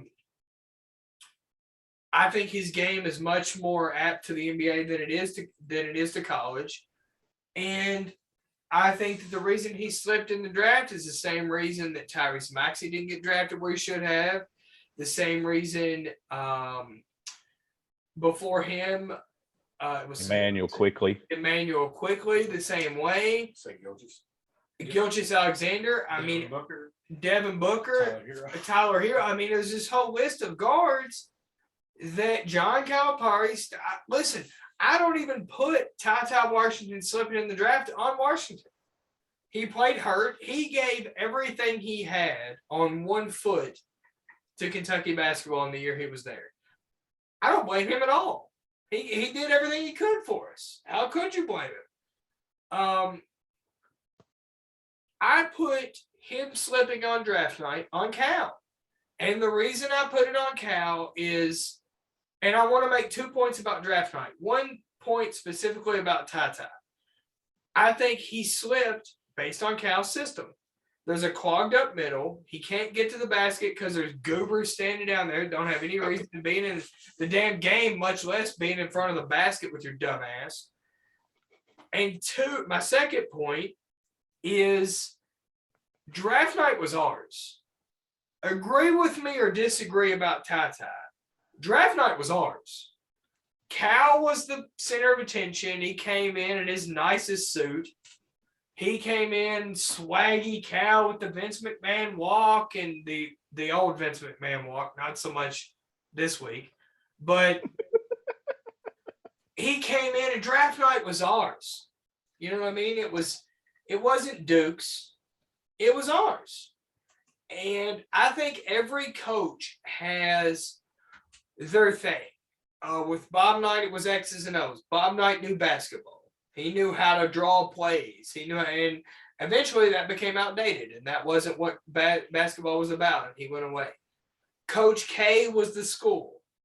You know, it's all about the Duke name and the brotherhood, and we're all about Duke. Coach Cal, to me, has always been about his brand, and I don't blame that. That's not a bad thing. When his brand was at its strongest, Kentucky was at its highest. So we can't go back and hate on all of that. That was great. When his brand was at its highest, this was phenomenal. Okay? His first 5-6 years at Kentucky were amazing. His brand is not what it was. It's just not. Okay? Scott Drew was interviewed at the draft. Scott Drew's a dork. Okay, I hope he's the next coach at Kentucky, but he's a dork. All right, Scott Drew gives off Mitch Barnhart vibes. He's a dork. He gives off Dabo Sweeney vibes is what he gives off. Yeah, he's a dork. Okay, and the night was all Duke. They had what, 4 or 5 players drafted in the first round, four drafted in the first round, and one that's obviously going to make the league. Like, that was us. And they're cooler than us right now. They're more relevant than us right now. And whether or not we want to admit it, if Cal's brand isn't what it was, that's the same as Bob Knight's X's and O's. It's the same as Coach K having to deal with NIL. He didn't want anything to do with NIL. Mike Krzyzewski didn't want shit to do with legally paying players. He didn't want nothing to do with it. He was gone. I'm out. Done. He's Jay Wright. I'm out. The game has changed. Cal's brand has changed over the years to being irrelevant. And that is why I'm so anti-Cal now, because so much of what he had was his brand. And it's gone. Draft night showed it. That was his night. That was his night. He was the biggest guy in the room. That was his night. And he was either there or he wasn't. I don't care if he was there. There was this whole combo. Okay, fine, whatever. If he was there, he was irrelevant. No, he wasn't there. The university came out and said that he wasn't there. Well, then his daughter has something to answer for. But anyway, regardless about her, he wasn't even at the draft, man. He was there. I mean, but that's my before. point. He was there before and he met him and stuff. And then he left to go to the Yankees, I think. Okay, but that's my point. That's my point. Is this thing rolls when he's the biggest guy in the room? I don't care if he goes in there and shits all over Mark Few and Coach K and all of them. I'm fine with it. But when he's got his tail tucked between his legs at a Yankees game while the draft's going on, that ain't Cal. That just ain't Cal. You can be the biggest Cal fan in the world. That ain't him. And I don't know, is it because he's doing what he wants to do? It's him. He's like, I'm doing what I want to do. That sounds like Cal. I'm doing what I want to do. Okay, then that's fine, but that's not Cal, the winning basketball coach. But maybe he The knows winning he's basketball- loaded this year and he's got some things up his But sleeve. he's not loaded. Look But at the maybe, well, numbers. I'm not He saying hasn't this had year. a- What He about, hasn't had a lottery pick in 3 years. okay, what about 2023? This incoming one. You sound that's very South Carolina football esque. What about next year? Doesn't everybody say that though when they get put Yes, out in the but tournament? We do that. But we I was about to say, we didn't. do it every We year. get eliminated in the tournament. We go, oh, Well, next for year's next year. class is going to be I awesome. understand, Even but in when football. Cal was rolling, it didn't happen. Even in You football, gotta. Cal's not Cal if he's at a Yankees game on draft night. I'm sorry, Matt. It's not. He was front and center on ESPN. You know why he wasn't there? Because he got played by a kid that used him to get eligible for the draft. I wouldn't be there either. Hell, I'd be embarrassed myself so then because why- his so then handler why- joked so then him why like go? a clown. So then why go? He went to go shake hands with parents and, oh, hey, I'm Cal. Well, And that's then what he I'm saying. left. Exactly. So what? So why get on camera where they can talk about you more? Matt. And they completely take you out. So they didn't even mention Kentucky really that much, except for when the two got drafted. And that's it. So then why stay there and then go, you have your face put with that when you're not there and now you're out someplace else. He Well, didn't have his face on the Go draft. ahead. Go ahead, Ryan. I think we can all agree that probably the main reason that Cal wasn't there was Shaden Sharp. I mean, I know that we don't want to talk about him Because he but got played. the main reason he wasn't there was Shaden Sharp. I think that's a pretty contentious relationship. I think we can all pretty much agree on that. And he didn't want to sit with Shaden and then not sit with Ty Ty. I think him and Ty had Right. close Let me ask you relationship. this. Who was sitting with Ty Ty when he got drafted? His agent and his family Jay Lucas. Jay Lucas. Oh. Where does Jay Lucas coach now? at Duke. Oh, weird. Hey, look who was relevant on draft night. I remember Yeah. when we mattered. It's fine. But Cal's I'm just fine, though. saying, He's got a nice pool in his backyard. Maybe if we all besides- kiss his ass okay. enough, we can go swim there. Okay, wait a minute. Besides this last draft, The wait, two wait, before that, he no, didn't have a lottery stop, pick. stop for a second. Before this last draft where they got 4 picked, when was the last time Duke was relevant? Zion. 2 years before. Okay. Zion They and weren't- RJ. they Barrett. weren't- How many picks? Zion Williamson and RJ They had- Barrett, they ruled the night. I'm not talking They about had how many 3. picks. Did they rule the night? Yes. Wyatt, talk to your dad. I mean, really? Did they? Is that all they talked about? Was Duke? Zion had millions of To be honest, Instagram okay, followers, now- Matt. Now where's Zion? Hurt. I agree. Zion's And one of he's the biggest playing on a busts. springy floor. I agree with you, but on He weighs draft more night, than I do, I agree with you. Listen, I'm in 100%. and he's the agree. most irrelevant NBA player right I now. will ever. agree with you, but on draft night they ruled it. Your boy hasn't had a lottery pick in 3 years. Can I say Absolutely. Go ahead, something? Wyatt. So Wait a you're telling me Cal's not swaggy anymore? Wait a No, minute. Cal's an afterthought. Nobody in the NBA gives Wait a a shit minute. about No, John wait a minute. Calipari. Wait a minute. Have you Did seen or did not Shaden Sharp enroll at University of Kentucky? Yeah. Did he So or the did not? science- Did he or The did not science go to department class? had a lottery pick. Did he or did not go to Absolutely. class? Absolutely. And Did the he or science, did not go in the lottery? absolutely. Then guess what? Kentucky had a lottery pick. Hey, I'm sorry We about had it. a lottery pick And this year. every time, wonderful. and every Just time they mention shout his out- name, shout they're out gonna to the mention his science name. department. So Okay. Oh, you we could got- say hold on. the- oh, you could say the Hold same on. with Ennis Cantor. There you go. That's what I was about to This say. Cantor didn't play because of a government regulation. Let me give you a quote. This is what Shaden Sharp thinks of everybody on this call. Here you go. I don't regret not playing in Kentucky. Want to defend that? Want Okay, to so- kiss so- ass to so- that? so- I'm not, no. I- You got me mixed up. I'm not defending Shaden Sharp. I'm defending the University of Kentucky. So They that's got where, that's played. where, that's They right. got And played. they got played. And I never once said that they didn't get played. I'm just saying that you're making them sound like they're irrelevant, and they're not. With this class that's coming in 2023 does not sound like an irrelevant school anymore, because they're getting the number one point guard. Okay, in let's the talk about class. the let's Oh, talk about the sorry, next so- class. Can I go back? To Cal for a Absolutely, go second? ahead. All right, so what I don't get is, like, you're telling me he's not swaggy when he's offering 2024 guys on the first day of the contract. He's not. It doesn't matter. He's not going to be there to coach them. He's not going to be there to coach Rob Dillingham. Now we're in 2007 again. He's gone. We've gone back in Cal's time. gone. That's a He's stretch. he's gone. This is it. This is time Tubby next year- Smith all over again. this time Is this what next dude year- sounded like in 2007? This is what I had to put up with in 2007, and I'm doing I it don't again remember. now in 2020. It's fine. I'm just telling you. I don't think Cal will be here to coach.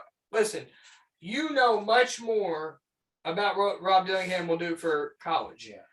It is completely unfair of me to ask you if he will still come to Kentucky if Cal's not the coach. I would. That's a insane question to ask you. Okay, I couldn't do that.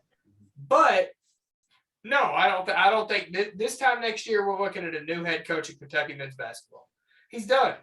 What's the timestamp? That blows my mind. That's fine. I said it last episode. I'll say it every episode until it happens. Right? I don't think That will not make you a four-seer if you say it every episode until it's Oh, no. I'm saying I'll say it every Listen. episode until March, April of next year when Then it I'm going to happens. sit here and say the Powerball is going to be 10, and once it becomes 10, No, then I am a predictor. I'm of saying things. here's what I'm saying. April of next year, my birthday is Okay. April 10th. By my birthday of next year, John Calipari will not be the head coach of Kentucky men's basketball. Is that definitive enough for you? That's a date. Okay, I like that. thank you. Now I've set you in By stone. my 36th birthday, Cal's gone. Ryan, go What do you ahead. think, Ryan? I don't necessarily agree with that. I don't think he's gonna stay around 10 more years, but another thing we can all agree on is Cal loves some Cal. Cal also loves some of Cal's money. So as long as he's making the amount of money he's making, he's gonna hang around for a while. I know the lifetime contract kicked in and it's $1 million a year, but the guy's making $10 million a year right now. So Cal's gonna hang around for a while. I like I said, I don't think it's going to be 10 more years, but I think we're going to have him 3, 4, 5 more years. That's what I would say. I don't think Cal ever coaches Reed Shepherd. We need some new facilities. Yeah, that's it. Give him a new dime. Give him a new dorm. That's the problem. Yeah, it's the dorm. The freshman. It's not two bigs clogging up the middle and playing when basketball like it's the 1995 Indiana When Pacers. Wyatt goes in 2 years, he's going to have a nicer dorm than the basketball players. Yeah, that's the problem. Clearly. I mean, it is a problem. It You is a can't say problem. it's not. Because That's a big one. Because what's his Fine, name? then The guy build that him plays his for the dorm. Hawks. Help me out. Guy that plays for the Hawks. Trae Young. Trae Young came for a visit and said, "These are some of the worst facilities I've seen on visits." And if recruits talk, then Hagan, it's got to be part of it. Hey, you're right. Trey Young could have came to Kentucky and had the whole middle clogged up by two bigs. But he could have kept. No, he would have stood up there. And No, that's what I say. He would have shot from He half would've court. shot from half court. Thank you, Brian. I don't Yes. think he- I don't think he- I watched him do it. Yeah. Regardless, I know it's fine. Listen, would new basketball dorms break my heart? No, it's not my paycheck. I don't give a damn. Build them all new So why facilities. complain about it? I'm Amen. not complaining about it. I'm just saying that it's not the problem. You It can is give a problem. you It- can give an yes, outdated coach. Parker, it is a problem. It is You a can- problem. That's fine. There's not Let just them one stay. problem. There's not one thing that fixed the whole thing. I There's agree. a list, and Yeah. dorms. And listen, I also agree. is Dorms one. are on the list. I agree with that. It's Let them probably all the stay. top. That's fine. Put them all in suites at the Hyatt adjacent to the Rupp Arena, and Cal will still play outdated basketball. It's fine. I don't give a damn if they all stay out by Keeneland on horse farms in 10,000 square foot houses. You can put them all in the castle for all I give a shit. It ain't gonna make any difference because Cal doesn't play modern basketball. Damian Collins and Oscar Sheboy standing in the lane next to each other, and Casey Wallace is banging his head at midcourt. I can't wait. The guy's gone. He's got one more year. He didn't even go to the draft this year. You're talking about a guy that used to swag up. I'm on ESPN. Okay, so he has the the- greatest. What's the greatest day in the history of Kentucky college basketball, according to John Calipari? Matt Huff, go ahead. Oh, well, it was when they all got drafted. It was That's when what John that- Wall, Eric Bledsoe, Daniel Orton, and all those Okay, guys got So drafted. now, so when they played, if that team was now, let's just say that they were this coming year's team, John Wall, Bledsoe, all them, Patterson, could they Orton, win? Cousins. Could they win in today's basketball? Could they win? Sure. No. Wait a minute. Now you've got DeMarcus Because- Cousins and Patrick Patterson, baby, clogging up that middle, according to Because you. that's And They John could not Wall, the number one guy in the year, couldn't get to the rim. You Okay, got the number one okay. guy coming in. Wait. Find me DeMarcus Cousins on next year's team. He'd be 5. Okay. He I would be want the names, Oscar damn spot. it. Okay. He would be Oscar Fine. spot. Okay. Oscar Sheboy. Stop. I'm waiting. Follow me. I'm waiting. Find me John Wall on next year's team. I'll wait. Well, he would be the point guard. He would be. He would be the point guard, all right. Who would who? Well, he would be Severe Williams. Williams. Severe. Did No, you just stop, compare stop. Severe Okay, Williams hey, and John hey, Wall? Quit. Okay, you're comparing them. It's Severe. He can't shoot like Severe. All Severe can do is get to the basket and then maybe dish out. That's what John Wall did while he was John here. Wall was a bullet after a rebound. True. John Wall could score in transition. Listen, Severe so Williams with is Severe- fast. Severe He's the Willer biggest guy on outran the the court. Severe Willer outran the offense several times and had to spin back out to set things up because he was just so fast. What I'm saying is that you just said that they could win, and it's Yeah, the because same. it's 5 and it's the- NBA and guys. it's the same kind of basketball with It's two not bigs. 5 NBA guys. It's different.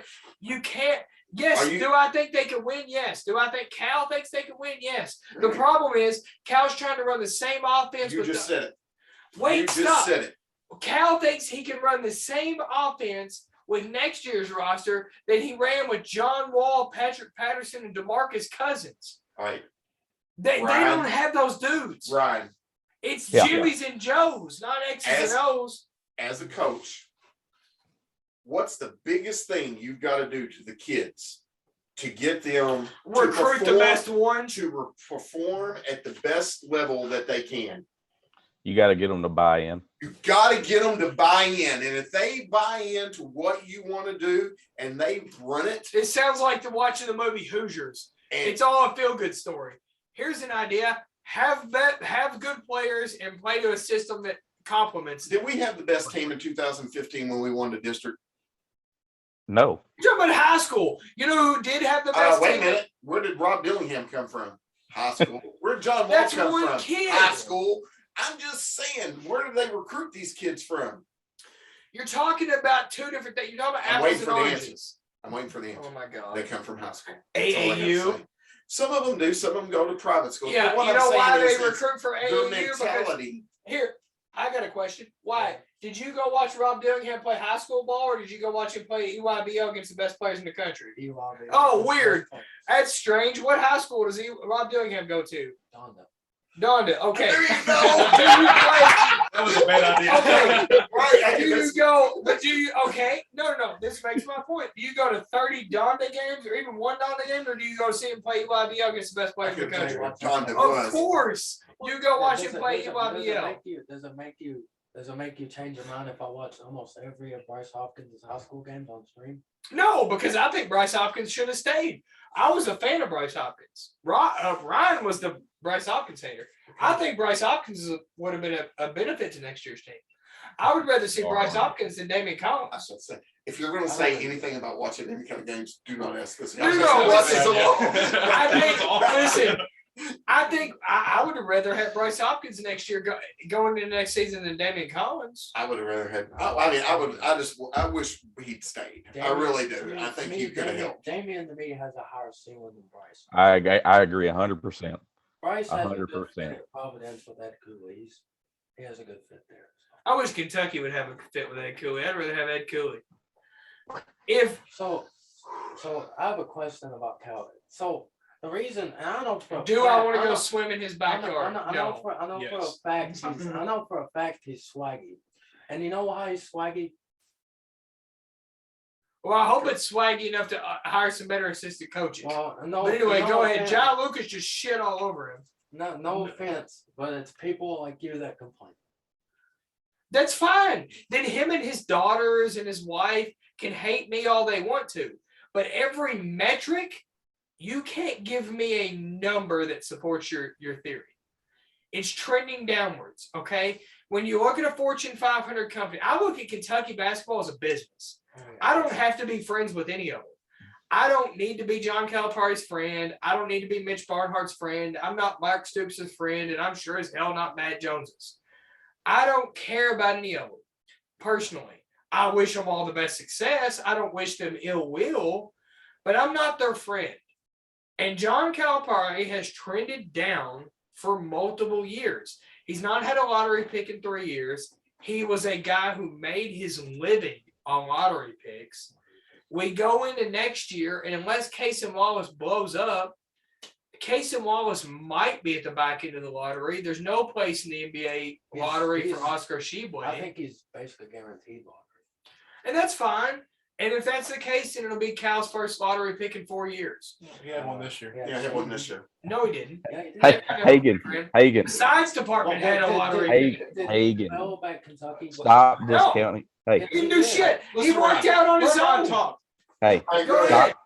stop discounting Chris Livingston, man. Like you just keep talking and bringing up He's gonna be Casey Wallace. he's gonna be and picked Casey in the lottery. Wallace. He's got a chance, man. He's good. Regardless, he hasn't But- had a lottery pick in 3 years. Regardless Okay. of what happens, we're predicting the future. He Right. hasn't had a lottery pick in 3 years that played on the floor for him. Shaden Sharp worked out by himself every day in practice. That is a fact. Give him to Cal if you want to. That's fine. Cal was the dumbass who got played by his handler. Sure, that's a Cal guy. Sounds like a 2022 Cal guy all day. But if that's what you want to give him, then fine. Give him Shaden Sharp. He had one lottery pick in 3 years. Okay, if he's gonna play us, why not use him as like a stepping stone to like Because move forward? everybody knows what he just did. You can't call Casey Wallace and say, we just had Shaden Sharp picked in the lottery. You think Casey Wallace didn't watch what happened? I was Do like- you think I was these like, guys don't talk to not each everybody other? watches. I guess they do talk to each other. Wyatt has their phone numbers. You think Casey Wallace doesn't have a phone number to find out what Well, happened? I was like, they're even on the broadcast saying Shaden Sharp from Kentucky. Yes. And then you know I what was- everybody who's in the know knows? That he played the shit out of all of them. I But wouldn't listen, say- I mean, he even fell in the Let's just draft. say the Shaden Sharp situation is a unique thing to everybody because that kid hasn't really played in over No, a year. he was I mean, going to he play didn't- any college he went to. uh-huh. I agree with that. He was going to Yeah. play with any He whatever didn't school he even went play, he to. hasn't even played for Team Canada. He hasn't played for Yeah. anybody, and he won't even answer questions. So let's just say that the Shaden Sharp situation is a totally unique situation that wherever he went, he was going to play him. Agreed. But why not take Completely him? agree. But why not take him though and take that chance on him playing just in case he plays? I agree with that. But the Yeah. problem is, So because Now, if he wait. went to Duke, And they had Patty- 5. I Yeah, agree Then with they you. tied Listen with the to most me. amount in first. Here's but now why. they You have- just asked me a question. I'm listening. Let me answer. Why not take that chance? I did. Ryan, correct me if I'm wrong. During the whole season, I said it's a chance worth taking. Okay. Yeah. Now we have the end result. It was a chance worth taking. Now it's June. Okay. And you get the end result. Now I get to evaluate the situation. The information has changed. Only fools won't change their mind with new information. Okay? Do you agree with that? I have more information to evaluate this Yeah, situation fool- than I had. Fool me once, shame on you. Yeah. Fool me twice, shame on me. Okay. I have all of the information now to evaluate this situation. Or at least, let me rephrase that. I do not have all the information. I have more information than I had before. Do I think Shaden Sharp would have done this to any program he went to? Absolutely. Here is what I'm talking. You guys are missing the point. Take the name off of it. John Calipari's brand in 2010, in 2015, would not have allowed him to be put in this situation. John Calipari ruled college basketball. Never mind an individual name. Take it off. I don't give a damn if he was recruiting Parker. I don't care. What I'm talking about is a trend. If I'm buying a stock, it's either trending up or it's trending down. Okay? Cal is trending down. I cannot. Then show me the metric, Matt. Use a number one. Use a number. We just got the number 1 point guard in the You know nation why you got him? because of John Stop. Calipari's name. No, you didn't. You got him because DJ Wagner played your ass too. What if DJ Wagner comes? No, He's not. You don't know that He's yet. not. You don't Why? know that Stop. yet. Why? Where's DJ Wagner playing college basketball? Do You've know said it yet? all over If you- social if you media. can't- if Don't you back can't- off of it If now. you can't Where's- say it, then don't say it. Where is DJ? That's true. No. I didn't ask him for any inside information. He said it on social media. Where is he trending to? Seems like it's a done deal to Louisville. Oh, weird. So now we get Rob Dillingham. Rob Dillingham and DJ Wagner are the same. And they both have said they would love to play with each other. Which is They were gonna both bullshit. come together. You guys have got to stop thinking these kids are going to call each other out on social media. Oh, wait a minute. They do it in the pros, Also, so why wouldn't they do it in the I was- college? You say they talk when I was talking about Shaden Sharp, but they don't talk when they're talking recruiting. These kids are not going to call. Makes Why? zero How sense. many recruits have you talked to since you started doing this? A lot. We agree? Yeah. A ton. Have you ever sat down with one and had, and nowadays, this is not Charles Oakley and Dale Davis, okay? This is not that era. These kids are not going to call each other. Hey, you think there's not one kid, I don't give a damn if it's a walk-on. You think there's not one kid that has some animosity towards Shaden Sharp for what he did last year? No, but all of them are going to be cordial when there's a microphone in front of their face. What benefit do they have? What benefit does Shaden Sharp Severe Wheeler have to calling out Shaden Sharp? He doesn't. There's no reason for him to do that. That's stupid. That's career suicide. So when he's asked about it, he's going to say, you know what? I'm very happy for Shaden. Good luck to him, man. Hey, I'm going to be watching you with the Trailblazers. That's awesome. Congratulations.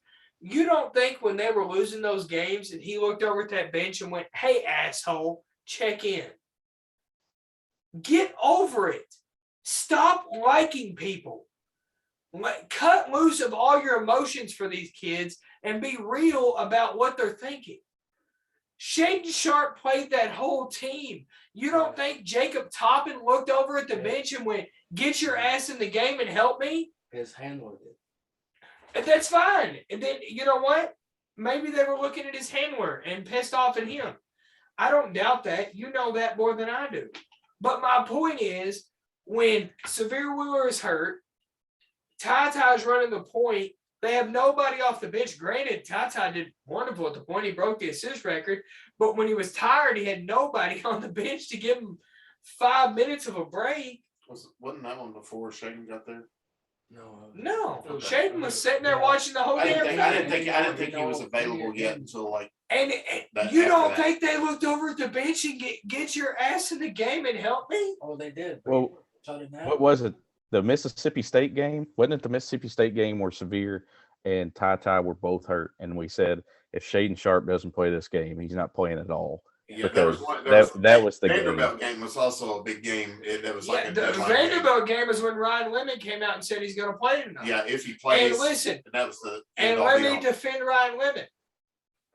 Ryan doesn't say stuff like that if he doesn't know it. Oh yeah. He got tipped off. Agreed, Wyatt? Yeah. He thought, I mean, I'm not going to say anything too much, but you would know if Ryan knew something or not. Ryan Lemon thought Shaden Sharp was going to play that night, or he wouldn't have said it. Ryan's not interested in selling game tickets. He's not accountable for attendance. He said that because he thought it was going to happen.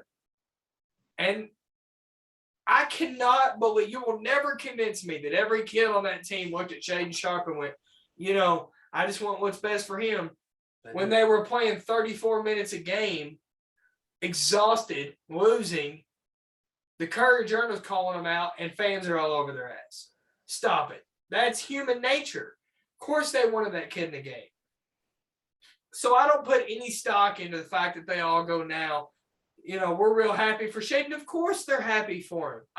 I don't wish the kid ill will. I don't hope he gets injured. I hope he busts in the NBA bigger than Jamarcus Russell as a quarterback. I hope he's good. But, Parker's face.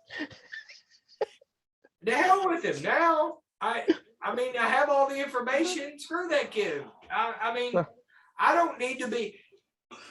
Here's the thing. If you're going to get NIL, if you're going to get, everything that comes with Kentucky basketball, I'm sorry, at some point there is a flip side of that coin where you get evaluated. I do not have to kiss your ass all the time. No, you're right. You don't. I mean, I'm the biggest NIL supporter ever, but if you get a Porsche, I'd appreciate it if you checked into the game. That's all I'm saying. Kyle Tucker said it. Wouldn't that also be on the NIL people that gave them the try? No. If they didn't play, What why it would be on is on personal accountability and on your coach to handle his damn business and not be cowered in the corner because he's irrelevant now. One name to blame. Dwayne Washington. Explain to everybody who Dwayne Washington is. It's his handler who controlled the whole situation, his recruitment, lied to Cal, everything. That's who stopped him from playing.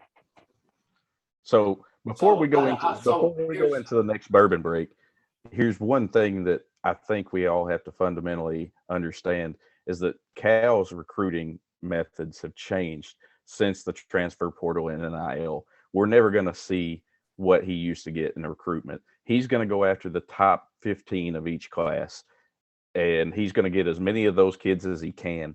And then after that, he's going to use the portal to find somebody that's comparable to the guy that he didn't get. Here's the thing I think that we will never see in Kentucky basketball again is the kid that comes in 30th. Because what you do is you take, yes, I completely agree with that. You take two kids in the top 15 and you fill in the rest with proven commodities. Yeah, I think that's the way he's going to go. And your buddy's son, which was the last kid he took. It also depends on the number that you set there. Depends on where this Travis Perry kid ends up too that just got offered by Kentucky, and he's a sophomore this year or a junior. In-state kid from Lyon County will eventually be the highest. He's a junior. He'll be a junior this year. Being a junior. So anyway, he'd be a junior this year. Will end up being the leading point scorer in the state of Kentucky for high school by the end of his college, which is basketball a career. Big statement. Huge statement. Yeah. So, and he's been offered. Dante would have broke that national. It depends on where he ends up nationally. Dante Allen would have broke that record if it wasn't for his injuries. Agree? What? Agree? Dante Allen would have set the scoring record if not for his injuries. Yeah. Think so? Well, he wasn't too far away. Was he not too far? Dante the kid's already got 2,000 points, and he's already. Before he was no. Freshman. You missed my point. I'm not saying that he would have outscored this kid. I'm saying the record that he would be breaking would be Dante. He would have broke. That was my point. Yes, okay. Dante Allen would have broke Kelly Coleman's record if not for the injuries. What was Dante ranked? Does anybody remember? No, I don't. What Was he even in the top 100? Pretty. Oh yeah. Well, yeah, I figured, but but I mean, we agree that there was pressure on Cal to bring Dante. Yeah. Well, do you think he's got that pressure with this kid, with this Travis Perry kid, since he's the next one? Well, I don't know. That would be a wide question. Well, here's a question I have for you. So when Kentucky gets this monster class in 2023, what are you going to say? I don't know because I don't know who they're going to play for. Hey, since does one Final Four run? You said we were trending down. Does one Final Four run flip that, and you think we're trending in the right direction? I have three metrics I evaluate a UK year on. One is March Madness performance. I do not evaluate the year solely based on that. I didn't evaluate this past season based on that. I don't think you can evaluate solely based on how you perform in the tournament, because if that's the case, well, yeah, Butler was the best program in the country for 2 years. So I do not evaluate solely based on March Madness performance. Kentucky's past season to me is not all St. Peter's.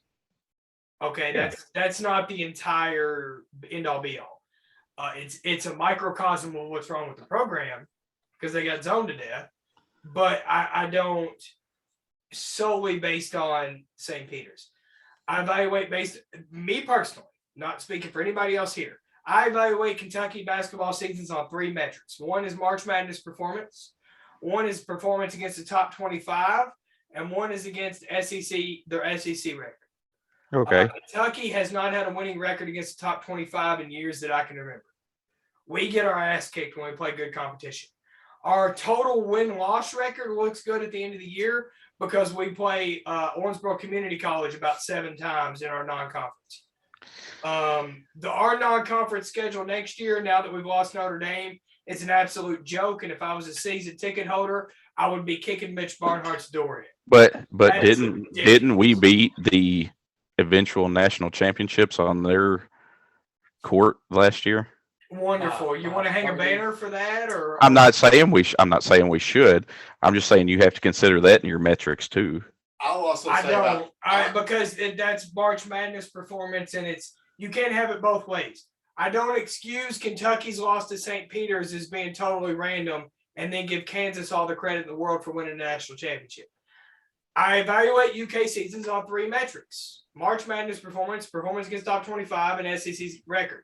That's it. And those metrics, I defy anybody to give me where we succeed on those 3 metrics. It doesn't happen. We have a good win-loss record at the end of the year because the bottom of the SEC is shit, and we play a terrible out-of-conference schedule. We haven't had, if you go back and look, because I did this, if you go back and look, we have not had a good non-conference schedule since 2003. 2003. I'm talking about at home. We played Joe Blow State, and I wish I was you and everybody else. And we play them all at home. And it's been that way since Tubby Smith, Billy Gillespie, Rick Pitino have been doing it a few years.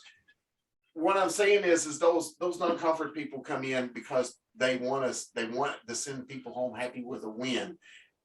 And now everybody's complaining that we don't play anybody. But they've all been that way. They've all been the little bitty schools, and then that leads to our ultimate record at the end being good. I think where my biggest complaint is with the schedule, let me clarify. Okay. Is that, and this goes back to one of my biggest complaints about Cal. Cal has to be Cal. You know what I mean? He has to. We'll play these big schools, but we have to play them in an NBA arena. We got to play them in an NBA arena.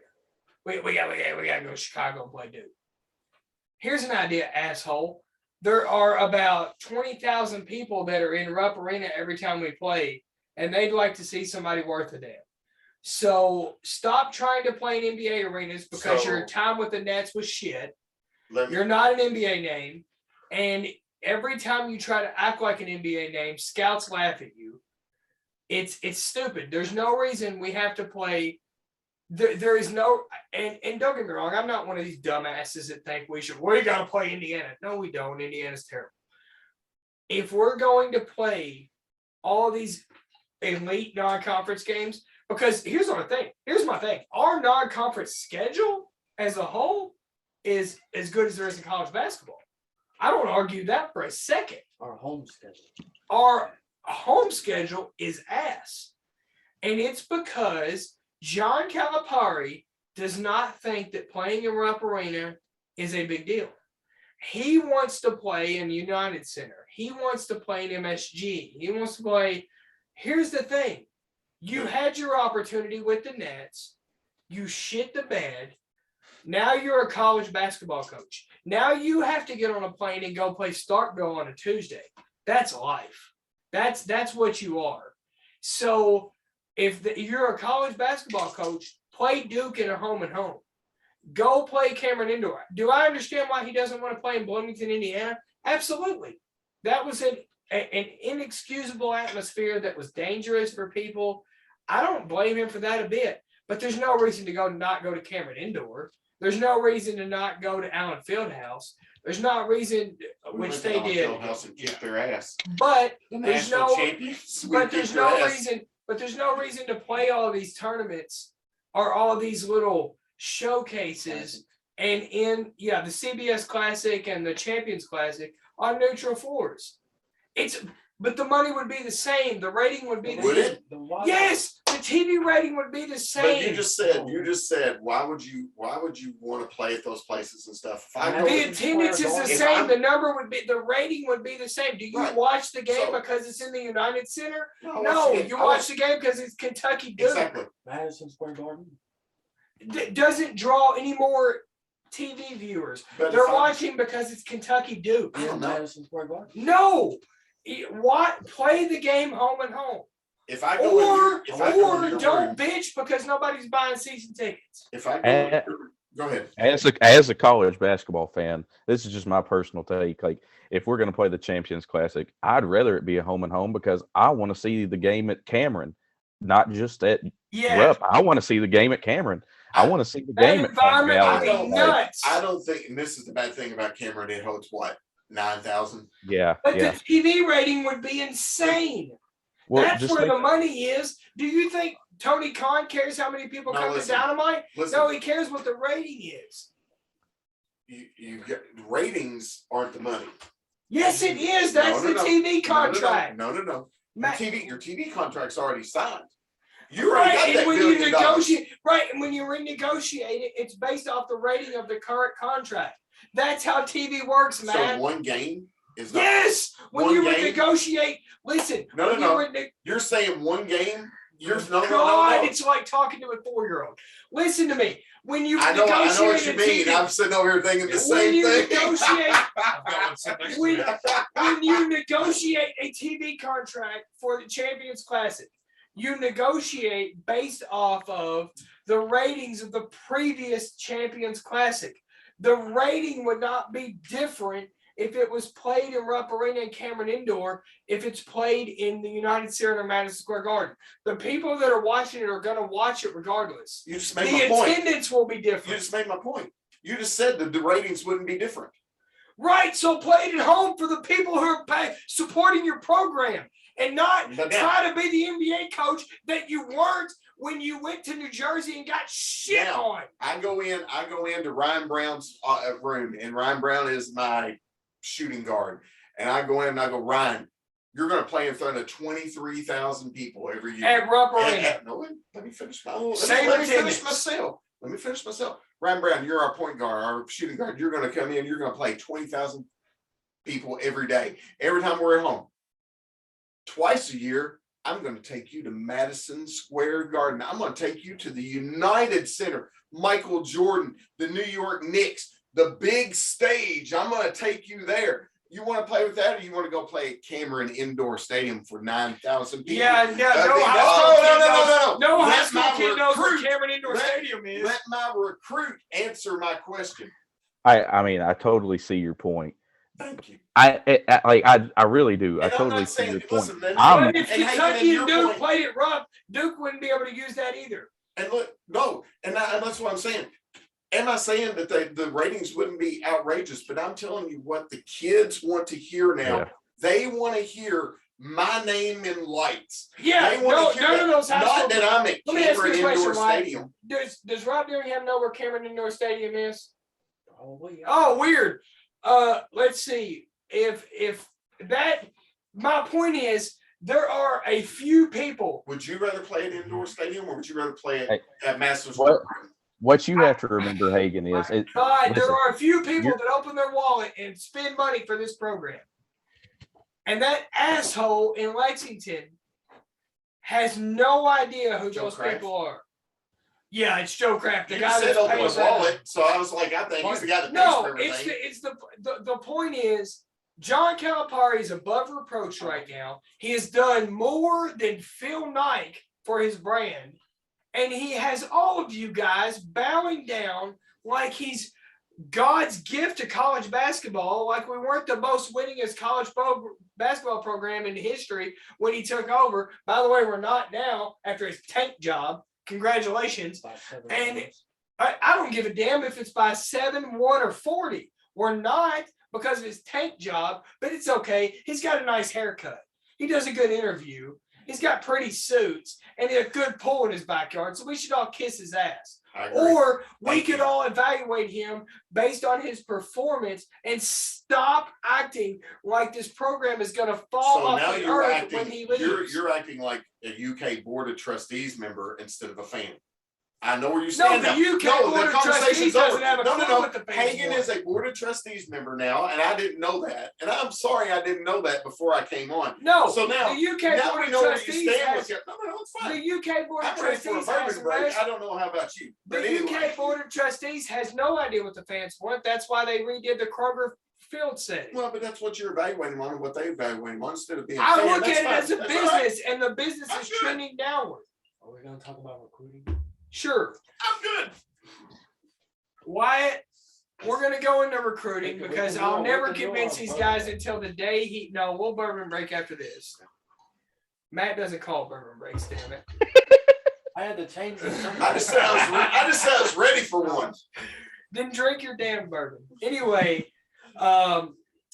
okay, so the good news is, and I don't think anybody could argue here, we did just get a commitment from the number one point guard in America in the 2023 class. Yep. Rob Dillingham, that's a huge deal. You watched him play at EYBL. Tell us what you think about the most recent UK commit.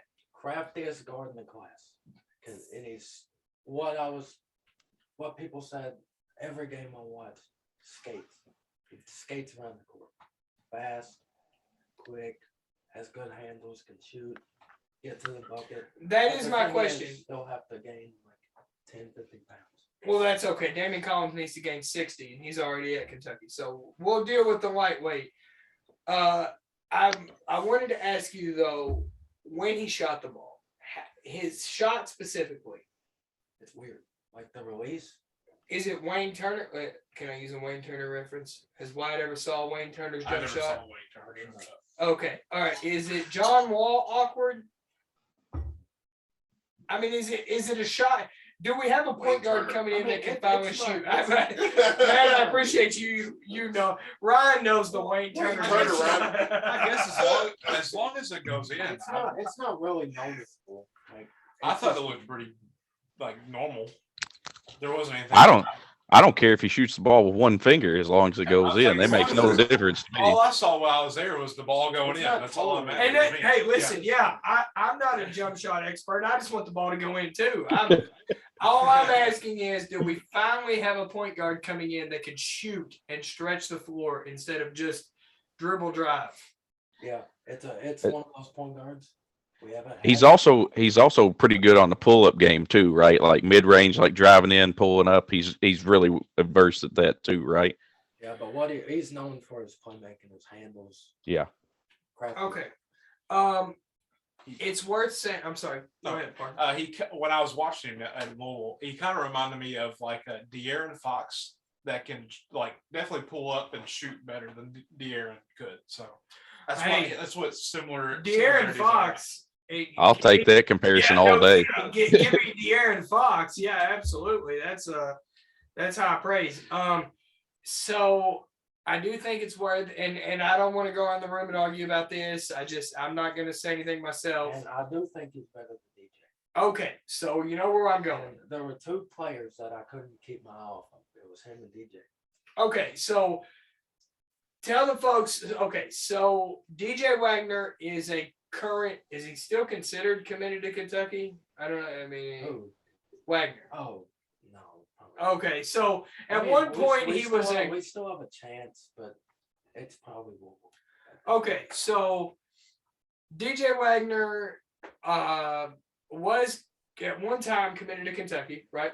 What? Okay, so at one time committed to Kentucky is now not only according to White, but a lot of people a heavy Louisville lean since the Kenny Payne hire at head coach, and then hiring his grandfather Milt Wagner as whatever they hired, janitor, I don't know, whatever they hired him as to get him at Louisville.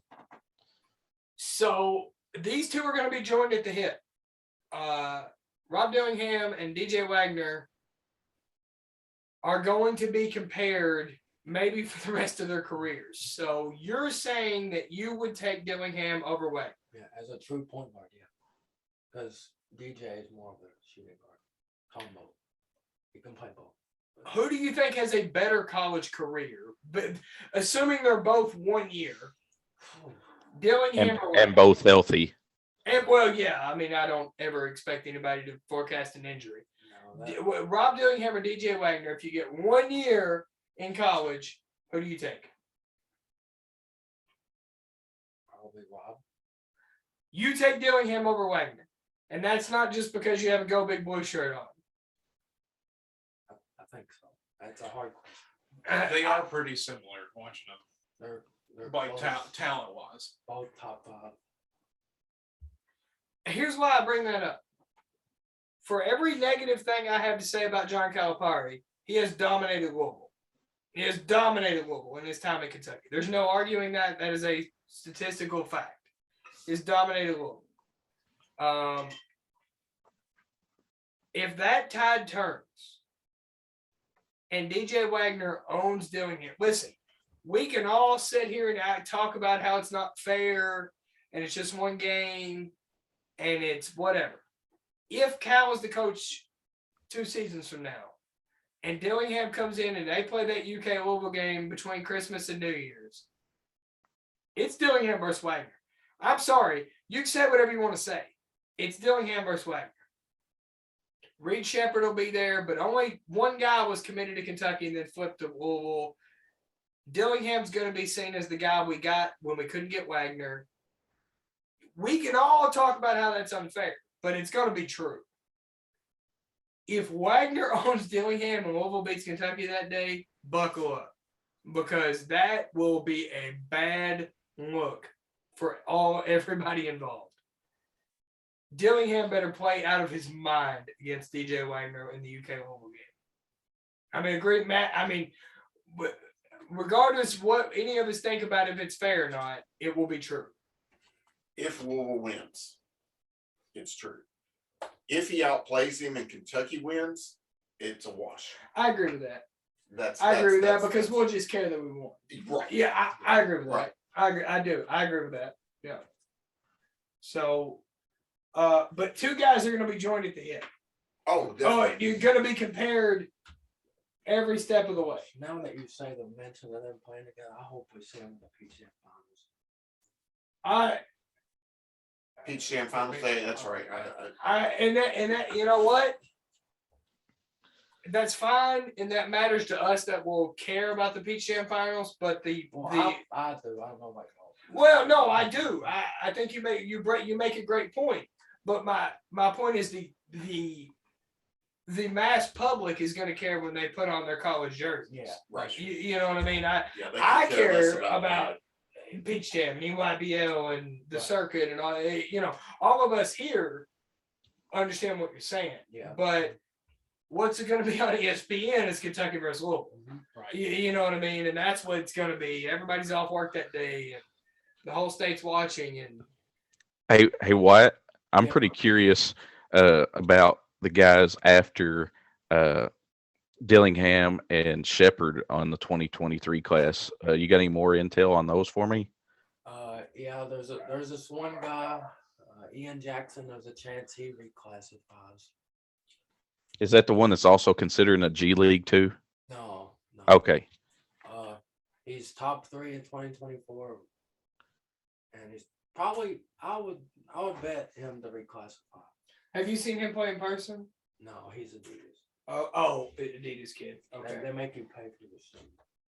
Oh yeah. I can't watch.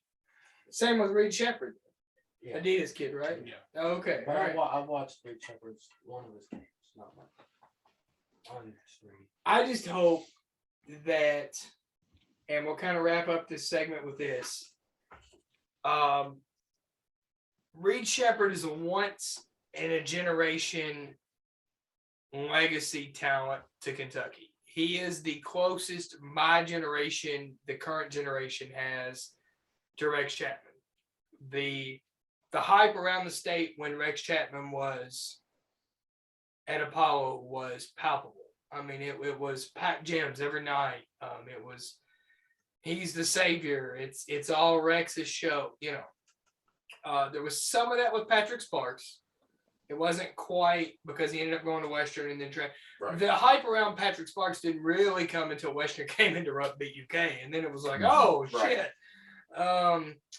I happened to be in the gym the night he scored 73 against Apollo, so a good Ryan Mantooth, Michael James Apollo team.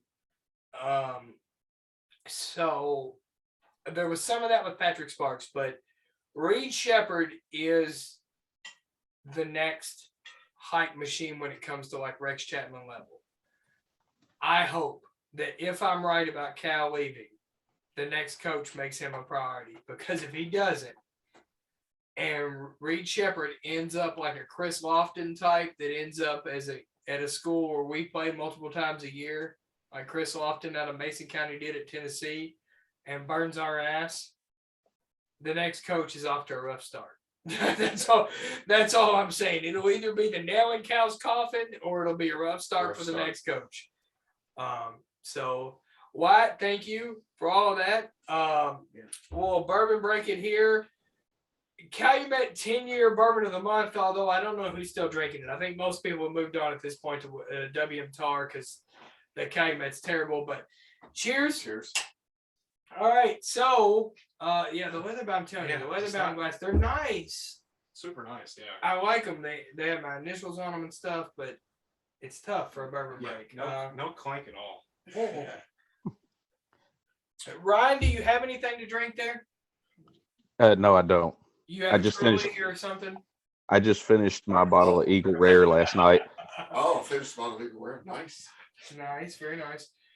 All right, so we'll move on to back to the bourbon bracket. We have the next matchup. My favorite bourbon I've ever drank, Jefferson Ocean. Oh, okay. I thought you were about to say Four Roses. Say Four Roses. I know what he was going to think. It was in the last bracket, asshole. We've already been. I can't remember. Anyway, Jefferson Ocean against New Riff. We will start with Parker. Well, actually, I don't know. These are basically just names for me because I don't know about either Can one. I give you a little backstory? That would be perfect. Okay, Yeah. Jefferson Ocean. The reason it has the name that it has is they do it in voyages, and the voyages it's barreled Jefferson bourbon, and then it is put on a ship and sailed around the world. And what they do is there is voyage. Ryan, what are we up to now? Is 23 still the? I think it's higher than that now. Okay, well, regardless, whatever voyage they're up to at this point, when you buy one, it has a tag around the top and it tells you what voyage it's on. It'll tell you like what ports they stopped at, whatever. Mhm. So it is a very, you can taste the salt in it. The idea being they put these barrels in the belly of this ship and then they sail it around the world, the ocean, the different climates. The fact it's in constant motion. Yeah, it all affects the taste. It is an excellent bourbon. I'm actually surprised it has stayed off the allocated list for as long as it has.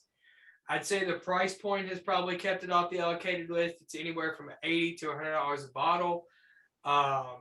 If you ever see it in the $80 range, I suggest picking it up immediately. It is phenomenal. So that against New Riff. My first New Riff was on this show. I don't even remember who brought it over. Did you bring New Riff? I did. Right. I brought I it. brought a New Riff out of that liquor store you have in. I Paducah. give them a shout out. Root Brothers. Roof Brothers in Paducah. Yeah, in Paducah. You had picked. That's right. You picked it up down there. So New Riff is newer, and so they've got a rye. They've got a few different versions. Anyway, New Riff against Jefferson Ocean. Okay, well, just because I got that backstory on Jefferson Ocean, that's what I was leaning towards just by names anyway. Anyway, that's probably what I'll pick anyway. Is Jefferson Ocean. All right, we'll go to Ryan next. Actually, both of these are really good. I think New Riff is newer. I think they've come out with good products, though. As long as they keep doing the way they're doing, I expect them to get even better. But Jefferson Ocean is one of the best bourbons I've ever had as well. I was fortunate enough to have Voyages 1, 2, and 3. It was just really cool. I still have the bottle, I think, to Voyage 1. It's a really good bourbon. It's a really good mash bill. The product with it being on the ship is tremendous. Like you said, you can taste the hint of salt. Jefferson Ocean's is my pick. Matt, we'll go to you. I use New Riff, the white dog or whatever you want to call it, in my little barrel. The first time I used my barrel, made a very, very good bourbon off that. I didn't even know they made it clear. Yeah, I found Okay. where I found it. I couldn't tell you. Okay. But Jefferson's Oceans is just unbelievable. Yeah, It's this is a unbelievable clean bourbon. sweep. Jeff Ocean is I've had Pappy 20 year, so but it's right up there with if I walk into a liquor store and have to pick my favorite off the shelf that will be there every time, it is Jefferson Ocean. Yeah. It's absolutely phenomenal. What did we seed? Did we seed them? That is a good question. They are a. Give me just a second. Pause for special effect here. Wait a second. That's not even it. Insert theme to Jeopardy here. Yeah, no kidding. Don't yell at me. It's a four. I could have been very more. They were a four. A 4 seed. They were a 4 seed. Yeah. To me, I mean, I consider a 4 seed probably improbable to win, but this is one I could see going all the way to the end. Absolutely. Yeah. So Jefferson Ocean moves on. We will do one more on this bourbon break. Angels Envy against High West. And we will start this one with Ryan. This is easy to me. This is Angel's Envy, and I've never had High West, but Angel's Envy is a really good bourbon. So, Matt? I totally agree. Angel's Envy is just one of those unique kind of things where they age them in those different barrels and stuff. I'm gonna go Angel's Envy. All right, Angels Envy for me as well. This was just so everyone knows, this is a 6 seed versus an 11 seed. Angels Envy. Sweet. Yeah, it would have been a sweep. I would have said that. I would also said Angels. All right, Angels Envy. Have you ever had Angel's Envy? I've not had either one of those either. So Very unique that was bottle. also by name.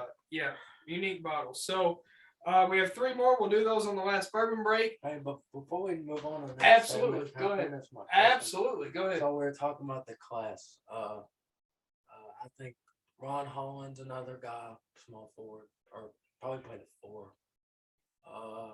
Ugonna Kingsley, Aaron Bradshaw. would you rather have Kingsley or Bradshaw? Oh, Because they're both 5s, right? one's a 4 and the other's a 5. Oh, okay. I think Bradshaw looks like a man child. We watched Bradshaw. Bradshaw like was him. amazing. I picked him out and I was like, this kid's good just by looks. Yeah, And- he played on the team with Wagner. yeah. And listen, and there was times I was like, he's outshining Wagner. And I liked him a lot. He was one of those kids. Yeah. Reminded me, and I never saw him play in high school. Anthony Davis is who he reminded me of. So I mean, he even looks more physical than Anthony Yes, Davis. he is. He's my pick. If we get one more, I would love to have Bradshaw. But Well, the only reason I even know most of these guys' names is because of Wildcat Wave, and when I see Wyatt post stuff, I tend to go look them up and see from there because Wyatt knows about them well before I do. So everybody listening, just make sure and follow Wildcat_Wave on every social media platform he has if you're wanting to know anything about UK recruiting at all, because he's on top of it. Absolutely. And between Aaron Bradshaw and Ugonna Kingsley, I think Kingsley, Kentucky's a heavy favorite for him. We'll have to wait for Bradshaw. Kingsley's more of a traditional 5, though, right? I haven't got to really watch it. Who's the competition for Bradshaw? Us and Louisville. Well, Oh Jesus. That's what I was. Yeah. I was about to say. It comes down to us in Louisville, Where's the kid from? New Jersey. He plays. He plays New with DJ. Jersey. He plays with DJ. Yeah, him and DJ play on the same team. On the same All right. circuit league. Circus. Same Yes. circuit, yeah. AAU team. Wonderful. All right, so we'll move on here. So we exist in a world today where on paper, and I guess I'll preface this segment by saying everybody here is going to speculate. That I think this is Bully Ray said it the best on Busted Open. We got to wait and see. I think we get a chance to speculate over how everybody else is, so why not? But we exist in a world where, at least on paper, Vince McMahon is not the CEO of the World Wrestling Entertainment. That's a sentence.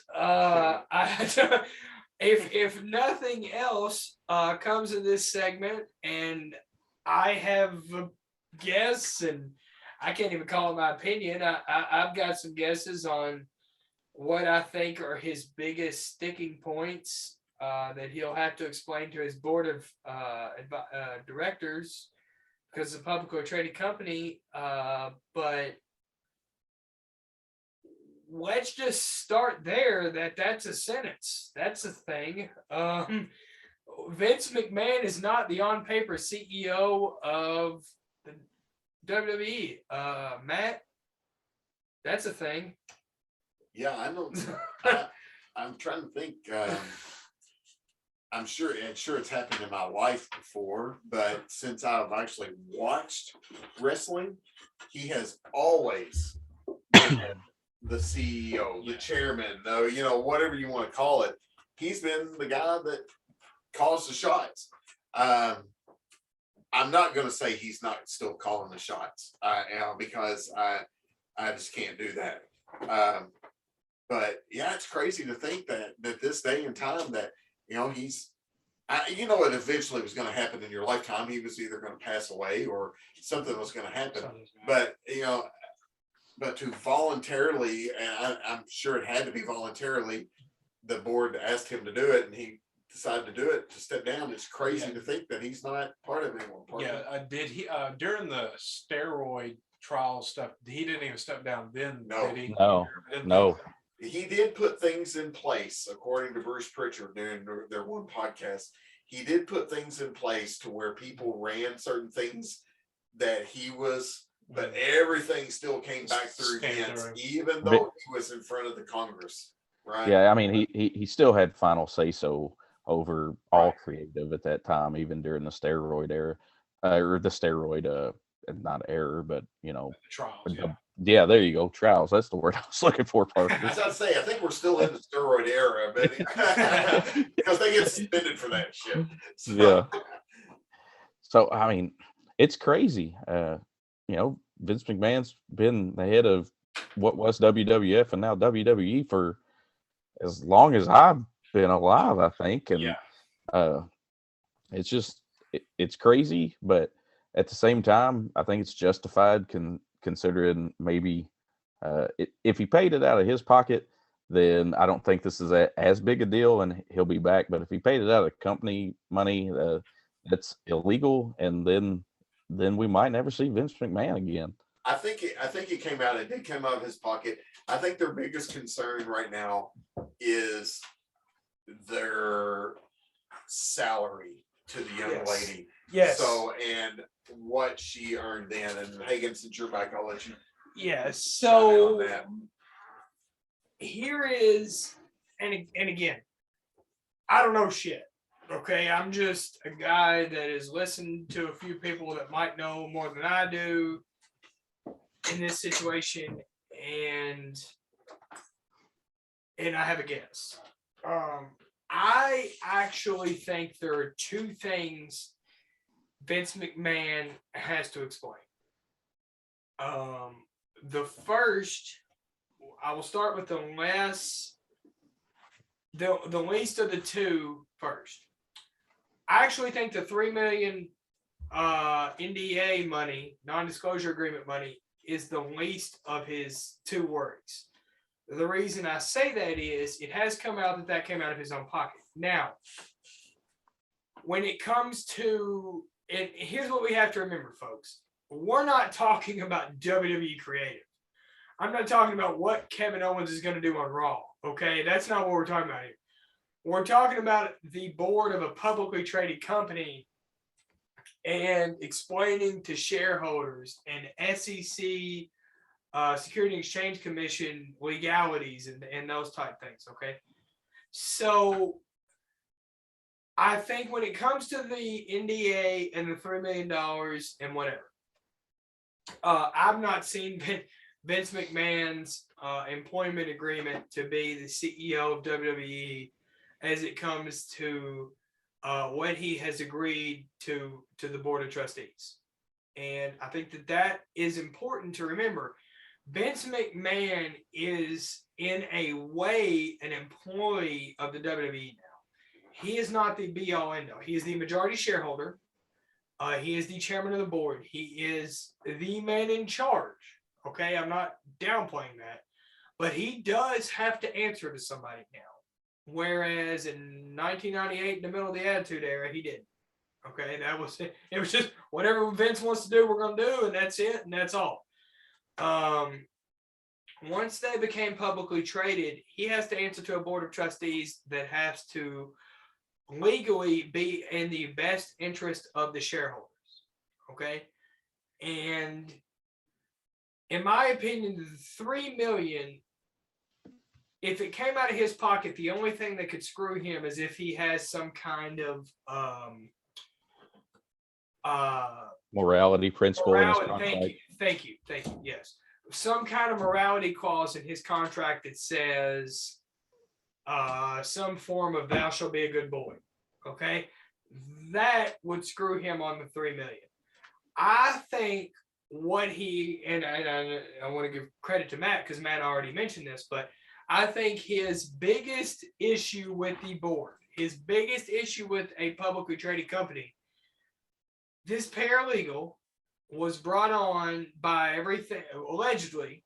I want to preface this for $100,000 a year. Whatever. I don't know what a normal paralegal makes in WWE, so maybe that's right on course. Whatever. At the end of her first year of employment, going into her second year of employment, her salary was doubled from $100,000 a year to $200,000 a year. That is shareholder money. Okay, so Vince McMahon allegedly decided to spend $100,000 of additional shareholder money, stock, to pay this paralegal. Now, again, I don't know. So maybe her responsibilities and her duty to the company legitimately changed, and her promotion was such that it warranted doubling her salary. That's a possibility. I don't know. I wasn't there. I don't know what this woman did on a day-to-day basis. Here's what I do know. If Vince McMahon cannot stand in front of that board and justify doubling her salary, he's in trouble. Because that $100,000 will get him before that $3 million. Especially if it come out of his own pocket.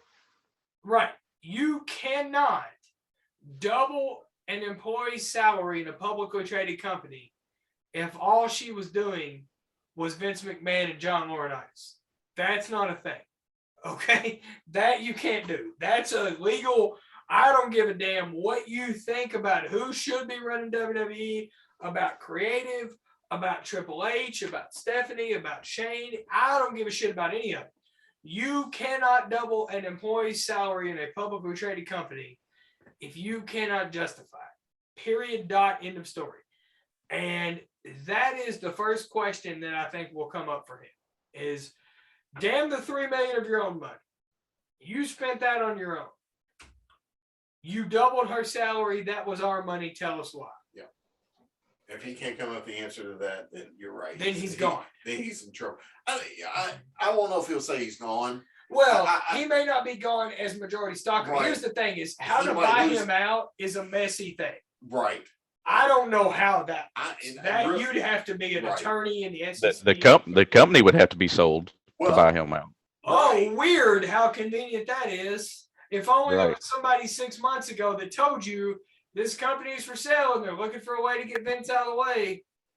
The only thing is, it also depends on how this, the whole thing is, how the whole board works and how he's still left in charge of everything that goes on. And, you know, this contract is probably one of the most unique contracts ever of a publicly traded company since it was somebody's baby. And he really didn't want to let go of it, but he knew he could make more money by making it publicly traded. And I guarantee you that man's got some clauses in there. Like Ryan said, it's going to be one of the hardest and most messiest Listen, sales. That's if they get rid of him, Getting because they him- know they can make, because you know that board goes, we make money with Vince, and we don't know what we make money with this listen. guy. Here's So- the thing. Again, I will say the board is liable only to the shareholders.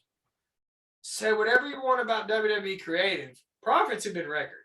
So there's no doubt in my mind that when they reach to Stephanie to be the whatever she is right now, Interim chairman, Yeah. whatever it is. it is because they make money with a McMahon at the helm. Right. That is unarguable.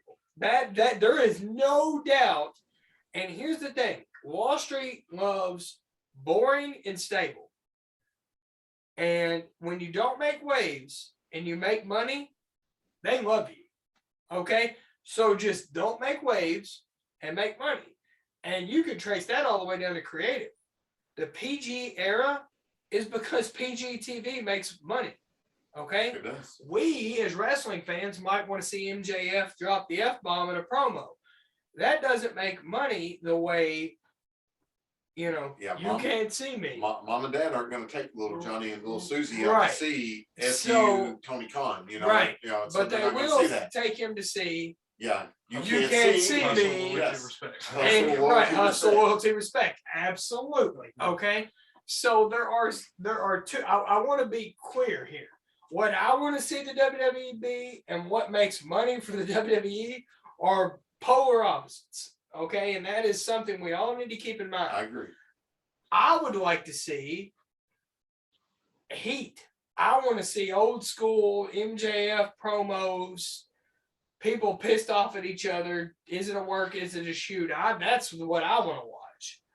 That doesn't make the money that hustle, loyalty, respect does. It does. Well, but that goes back to something else we've talked about before too, and the difference between being an entertainment company versus a wrestling company. Absolutely. And, Vince is and always- WWE stopped doing that a long time ago. And listen, when Ted Turner bought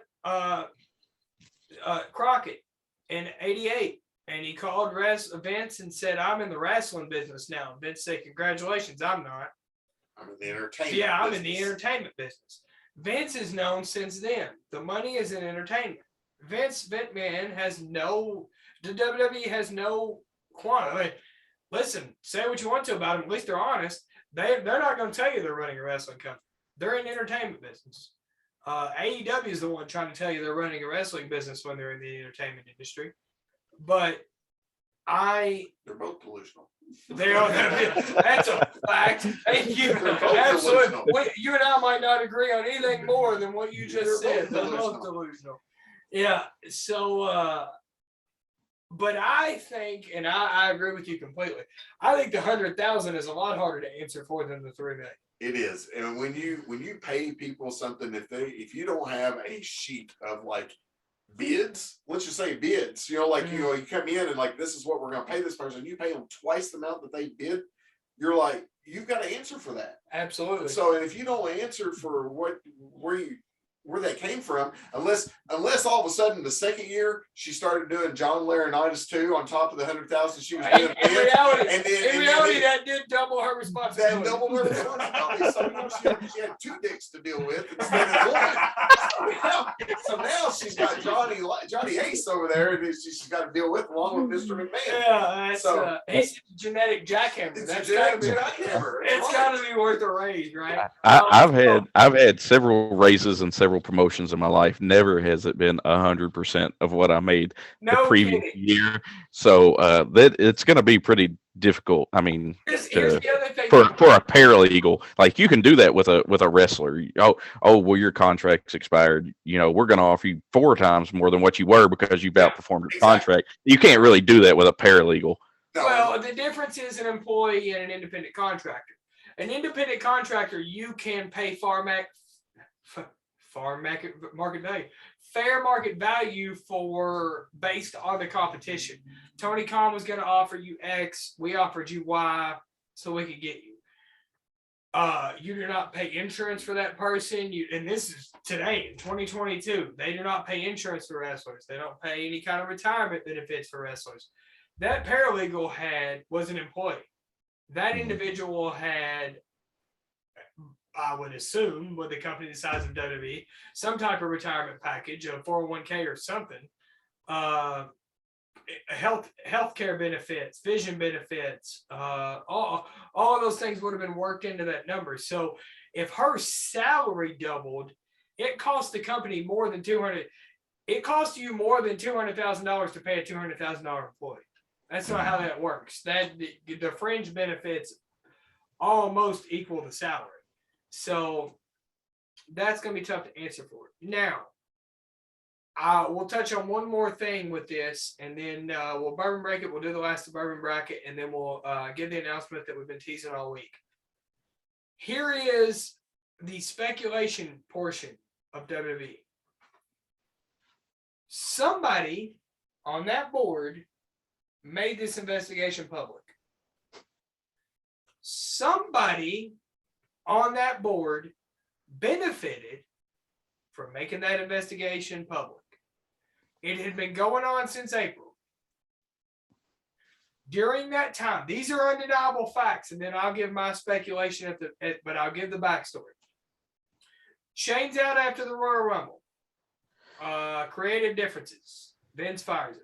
Shane's gone. Never been a big part of the company since the Attitude Era anyway. Shane's gone. Triple H has a health concern scares, something with his heart, gets a defibrillator in his heart, takes a big step back. Those two, I don't think had anything to do with this. They were before it came out, whatever. Stephanie, however, has been a major part of corporate. Again, I'm not talking about on screen. I don't give a shit when the last time you saw Stephanie on Raw. I'm talking about in the boardroom. Stephanie is part of the board. She is a member of the board. She was the chief brand officer, whatever the hell that is. That's a corporate position you give the CEO's daughter when you don't want to do anything important. She takes a step back for there were rumors out there, personal reasons, whatever, in May. She's the one that I find interesting. Stephanie would have had to have known about this investigation into her dad / the chairman of the board when she took that step back. The timeline works out. This has been going on since April. She's a board member. You can't legally keep it from her. She takes this step back. This becomes public, and she's the one they dab as interim CEO. Now, I think the interim CEO is she's a McMahon. We make money with McMahons. Let's not rock the boat. Let's not put a non-McMahon in charge. So she steps up. Nick Khan, the Khans are running wrestling. It's like the territory era. No. So Nick Khan is employed by the WWE, not necessarily hired by Vince. Now I'm speculating. Everything I said before was a fact. Now I'm speculating. Nick Khan was hired by WWE to some executive position. I couldn't tell you what his title is. It doesn't matter. Whatever. Nick Khan has not a history in wrestling. Nick Khan has a history in television, major television, corporate television. I have said all along, Nick Khan was brought in to sell the company. This whole thing, well, the way this whole thing plays out, I am of the opinion that it's going to come out in the next months that Vince, this isn't the first NDA that a woman has signed for Vince. Okay. Of course, no, I don't think so either. They're all going to come out. I think some of them are going to be divas. I think some of them are going to be former employees. It was all a secret until the company wanted to be sold. I think next year, this time next year, when John Calipari is no longer the coach of Kentucky basketball, I think that we're going to be looking at the company sold, and Vince was opposed to the sale, and they got Vince out of the way. I don't necessarily think Stephanie is opposed to him. I think Stephanie McMahon has no intention of running a wrestling company for the rest of her life. I think she has seen the quality of life that her father has. Vince is worked 24 hours a day. I don't think she wants that. I think so. Although I don't think this is some conspiracy about Triple H and Stephanie to get Vince out of the way. I don't necessarily. I think she probably does ultimately want to see it sold, and even though she doesn't want it to happen this way, she might be out of other options. Nick Khan, I think, is on a completely other planet than Vince McMahon. I think Nick Khan is a puppeteer to get this thing sold one way or the other, and the board is telling him, get it sold. The old man's going to die. When he dies, the stock price is going to plummet. Sell this thing now. And I think that something that has been going on in the background of WWE for 20 years was made public as a way to get the one guy out of the way that didn't want to sell the company. And that's just my opinion. I have no reason to believe that. I'm just reading the tea leaves. Whatever. Like I said, we were going to speculate. Everybody else is, right? So we'll wait and see what happens. But that's my. I'm not claiming to know anything. Matt, we'll go to you. That's a speculation. I'll say this time next year, Cal and Vince are both still running their companies and they're coaching or whatever this time next year. So this is what, June, whatever. I mean, the biggest thing is what the board wants to do, how they consider this. Would they consider it a major breach? Would they slap him on the wrist? What would they, just give him Can we agree in 2022, there's nothing worse you can be accused of than this?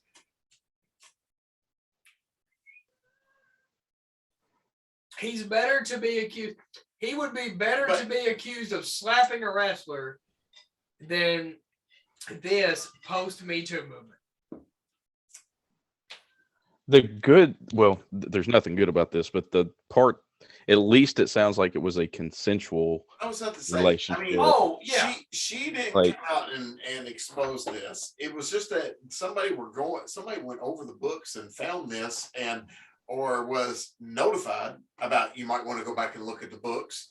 By somebody who wants to sell the company. That's how it happened. I mean, the man fought Congress and won a steroid trial. Before social media. I don't really see this, but to be honest with you, I haven't seen much of this in social media besides the fact of storylines to be like board stuff. I really haven't seen that much about it, and I've looked. Can we agree? This one, because I want to second what you say. I think you're absolutely right. He has managed to stay out of the mainstream. Now, part of that is things we're not going to get into on this show, but other things that are currently dominating the mainstream. So Vince McMahon is not the most important thing going on in the country right now. We agree on that. Okay. Exactly. So, which is another thing that if everything was going smoothly and the economy was great and everything else, I think this might get more attention than what it does. I completely agree. Which, by the way, helped him. I mean, go ahead. you'll remember this because of your age. These other two guys won't. Thanks. Ryan might. No, I do. I do. I remember this. What was the thing that kept Vince McMahon off the front page of the steroid trial? What was that? Like that was the war, wasn't it? No, sir. What was Post Desert Storm was not. I don't know if it was over, but it wasn't on the front page. What kept Vince McMahon off the front page of the news, the New York Times, during the steroid trial? What was it? 90. O.J. Simpson. 93. OJ. 95? O.J. Simpson. I was going to say that or Monica Lewinsky. One or the Okay, other. so O.J. I kept couldn't remember exactly what the trial O.J. was. kept Vince off the front page during the steroid trial. Okay, because we agree there was nothing more polarizing in that time than O.J. Oh no! Right. I mean, he so- interrupted the NBA finals. So, I mean, So- no, come on. Yeah. So, and again, we're not gonna get into it now, but there are more polarizing things going on in the country right now than Vince McMahon. Right. If that's the case, I think if this is the only person he has to deal with, this paralegal, I would change my opinion. I would support what you're saying if I thought this was the only one. I think this is the one that opens the can of worms. I think that if there was a diva, if there was a wrestler, Right. not a faceless employee that if this paralegal walked into my house right now, we wouldn't know who she is. If there is a wrestler, But see, you're going at it about two different ways. You're going about it as in her saying, if her coming forward and saying something, and really she's okay with it. And that would but be her like the friend diva. has come out and said Yeah, that's her she friend. was scared. I Yeah, but her understand, friend- but yeah, we're but her friend- speculating. We're speculating. Yeah, that's hearsay. I That's agree. all Listen, hearsay. I'm not testifying in court. I have Objection. I have opinions. Let's let him object to this too. I have opinions about John Calipari. I Right. have speculation about that. I don't know shit. I'm Right. just if the can of worms opens to eights, my point is if there's a face to put to it. I'm not going to name a diva because that's unfair. Because you know what I mean. Yeah, But it doesn't matter. if you put a face to the claim, no one knows what this paralegal looks like. If a recent WWE talent or a previous WWE talent was the face It's- of Vince did X, It's still going to depend on who it is too, though. I mean, let's just say it's Trish Stratus. Let's just say Oh, it's God. Trish. She's a little bit bigger than the others. Let's just say it's maybe one of the Bella twins or something like that. oh God, But but if it's Molly boy, Holly, talk about a But if John it's- Laurinaitis Molly spin. Holly. but if it's Molly Holly Molly or Holly. Ivory, they're not going to care. They're really not. And I I hate to think say that. there's- And I'm not saying. I think it's wrong. But if it's I think consensual, that's fair, though. if it's consensual, it's consensual. Depends But on how he here's the pays thing. for it. But here's the problem. I first of all, let me. And I don't care because I'm not a stockholder. So that's another. Well, reason why I that's don't care. another So point. there we go. I agree with that as well. But here's the thing. First of all, let me say, you said something very controversial there that I think is very true. It will depend on who the name is. A lot of people would not want to acknowledge that. A lot of people will not want to acknowledge that. If it's Trish Stratus, it's different than if it's Molly Holly. Let me just say, you hit the nail on the head. That is a true statement. Now, here's the problem with if it's a talent. Even if it was a consensual relationship at the time, it is going to appear to public perception. And I think we can all agree that one thing that's changed from now to the steroid era is the 24/7 news cycle, social media. He was in a position of power and she wasn't. I think that is something worth noting. Regardless, if it was a talent, on-screen talent, we have a face to put to the name, a face to put to the claim, and he was in this position of power over this person. It's going to be perceived, whether it's true or not, of this person was doing this to further their career. He should have known better. Those are all very tough questions to answer. Agreed? Yeah. I mean that's a tough thing. And And and we don't know the answer to any of them. I agree. Yeah. No, we don't. We We're don't. still we're all, like you said, we're, and this is just all speculation from all of Absolutely. us. Parker, I don't know if you've got any comments. Yeah, on Parker, this. go ahead. That's the reason why I haven't said much, because this is all just speculation right now. It's hard to get opinions on it when nobody knows besides the two people that the three people that were involved or whatever. So that's why I've just been sitting here listening, just seeing what you were thinking. And I don't in anything you say, I mean, has to be considered as valid as anything we've said, because it's Right. just not. I was like, and listening to Bully on Busted Up, and he was like, the reason maybe this is not as big is because this happens in every major company. We just don't hear. We also don't hear about it either. So the reason why people are making a big deal about it is because this is like happening something that we watch. Right. This is not happening at like one of the major companies that's around the world. Well, somebody that makes plastics. Talking about faces, you have Vince McMahon as the face. Sure, absolutely. Yeah. No, So- for sure. It's a very polarizing thing because Yeah. it's a face we recognize. Yeah. I mean, That's what makes it.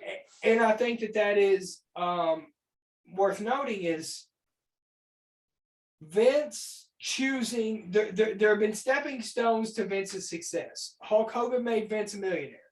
Stone Cold made him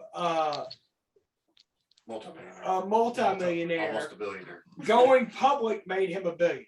Now, if you want to put John Cena's I was face gonna to say that, John that's Cena. and I don't disagree. And listen, That helped a creatively, lot. and I agree. I think creatively, John Cena gets shit on a lot. John Cena was the face of the company when it went public, and he became a billionaire. That's unarguable. He was the to quote Bruce Pritchard, the face that runs the place. He was the man. So but those steps. One thing that we have definitely seen over time is that uber successful, I'm not talking about, the guy who got a promotion at the local Pizza Hut. I'm talking about uber successful people have a tough time relinquishing the level of control that they have. And I think it is a totally plausible statement to say that Vince would have assumed he had the same level of control in 2022 or 2021 that he had in 1998. I don't know that he personally would have seen a huge difference, even though legally it was a huge difference. Here's how come I think Vince ends up back in charge. And this is nothing but numbers, so you can't really, it's not really a lie. On the 17th, when Stephanie McMahon was named chairman and CEO, acting chairman and CEO, stock price for WWE was $64.51. By Thursday last week, it had went below $59 a share. Well, here's the thing. You could have put the Pope in charge of WWE. If it ain't Vince, the stock price is going to take a hit. And that's what I'm saying. And that's why, and that's what I'm saying. Absolutely. Because when the company does sell, they're going to want it to be top price. And that's going to be with Vince at the helm. I don't think that there is any debate from any of us that there is no more stable name for the stock price running the company than Vince McMahon. You can say whatever you want to about his creative. The things he does in that boardroom stabilizes that company. And that is what's best for the stock price. My counter to that would be short-term dips for long-term gains. Vince, regardless, he can be the genetic jackhammer. He cannot run the company for all of eternity. If you ask him, he can. He's going to live to 200. Okay, I know. But he cannot run the company forever. Even as Jim Ross says, Father Time does no jobs. Even Vince has to expire at some point. And in my opinion, to counter what you said, I think that there are people in that boardroom that are looking at this and saying, we have to have a future at some point, and the future is selling.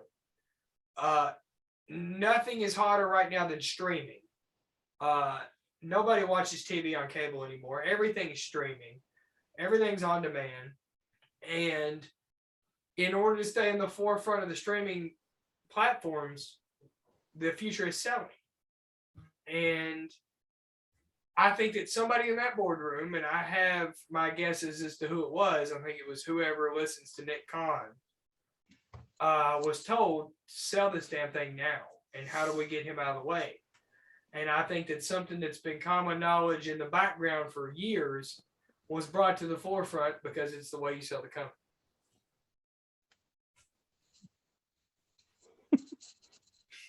So we'll wrap that up. More to come. WWE is a shit show. I think we can all agree on that right now. But we'll go to a bourbon break. Calumet 10 years the bourbon of the month. We're not drinking that nasty shit anymore. I don't know if anybody's got the glass at this point. WM Tar, half-ass bourbon of the month. Shout out Mark Stoops and a coach we all can believe in at Kentucky. So, all right. So anything you can get to rub it in. So He tries his best. I do. And so we'll go to the bourbon bracket real quick. Guys, try to run through these quickly. We have big news at the end of this episode. We need to get to it and wrap it up. Matt, we'll start with you because I forgot where we left off. Eagle Rare versus Old Charter. Eagle Rare comes in as a 3 seed. You don't have to say anything else. Eagle Rare. I love Eagle Rare. Eagle Rare. I just finished a bottle last night. It's one of my Eagle Rare favorites. 10 Eagle year, Rare, yeah. an allocated gem of a lower price. Eagle Rare wins. We will go to Woodford, which is a big brand, encompasses a lot of stuff. We go all the way from double oak to standard Woodford, big bottles, against Bullet. Woodford comes in as a Bullet comes in as a 10 seed. 7. Woodford comes in as a 7. Woodford versus Bullet. Parker, we start with you. Bullet's one of my favorites actually. It was one of the first ones I loved. But Woodford's also, these are like honestly my 2 favorite bourbons. So it's tough. I can't. I guess the one I drink a lot is Bullet. I'm gonna go Bullet. Bullet with one about Ryan, Woodford, or Bullet. For all the products that they have, I have to go with Woodford. Bullet's fine. There's nothing wrong with it. It's quality product. If my taste buds tend more towards Woodford than Bullet. Yeah, Bullet County more known for Mountain Dew than Bullet Bourbon. All right, Exactly. Ryan, or Matt, Woodford versus Bullet. I'm gonna also go with Woodford. I like Bullet. I like the rye better than I do any of the others. There's also a barrel strength that's also pretty good. But the double oaked, and I just got a store pick double oaked that was also a single barrel, was phenomenal. And I've got it at the house. So if you come over for Money in the Bank, you'll be glad to sample it for me. All right. Great. Woodford Reserve easily.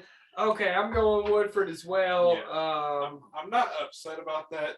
I was more like I knew Woodford would probably go on. It was more I like Bullet. You had to give Bullet I its give him just some due. love, yeah. Yeah, I got Well, you. I mean, everybody's tastes are different. I mean, if that's what you like, you need to vote for it. And like I said, Woodford's like literally right underneath that. So I was either one. Was perfectly fine. I mean, it's okay, Parker. You don't have to justify. Hagen likes 4 roses. I mean, you're fine. I mean, He also likes Shut Good your River. mouth. All right, so can somebody find me another 10?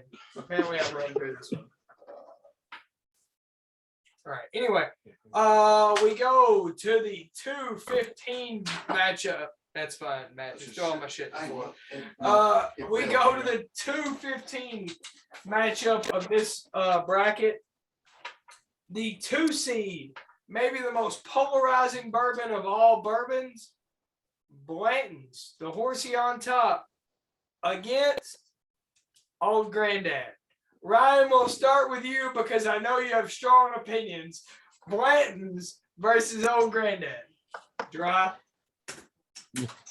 Old Granddad's, I think, probably one of the first bourbons I ever drank, and for good reason. I didn't know what I was doing, and it was readily available.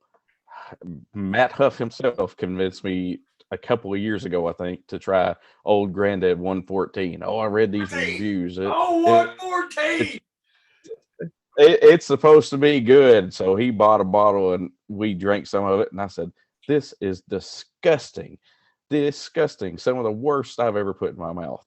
Then that being said, Blanton's is a single barrel that's very good. It's hard to find. It pisses me off that it's hard to find because it's one of my favorites. So this is no competition to me. This is Blanton's all the way. All right, Matt, we'll go to you. I know you have strong Old Granddad opinions. Man, I love me some Old Granddad 114. I mean, it's very strong, 114 proof. I mean, so it's but compared to Blanton's, listen, there's nothing better than the horsey on top. That's all I got to say. So horsey on top it is. But Old Granddad made some good pickleback shots, though. You have to admit that. Good. I love the justification. Some good picklebacks. That's right, baby. All right. Yeah. The answer is Blanton's.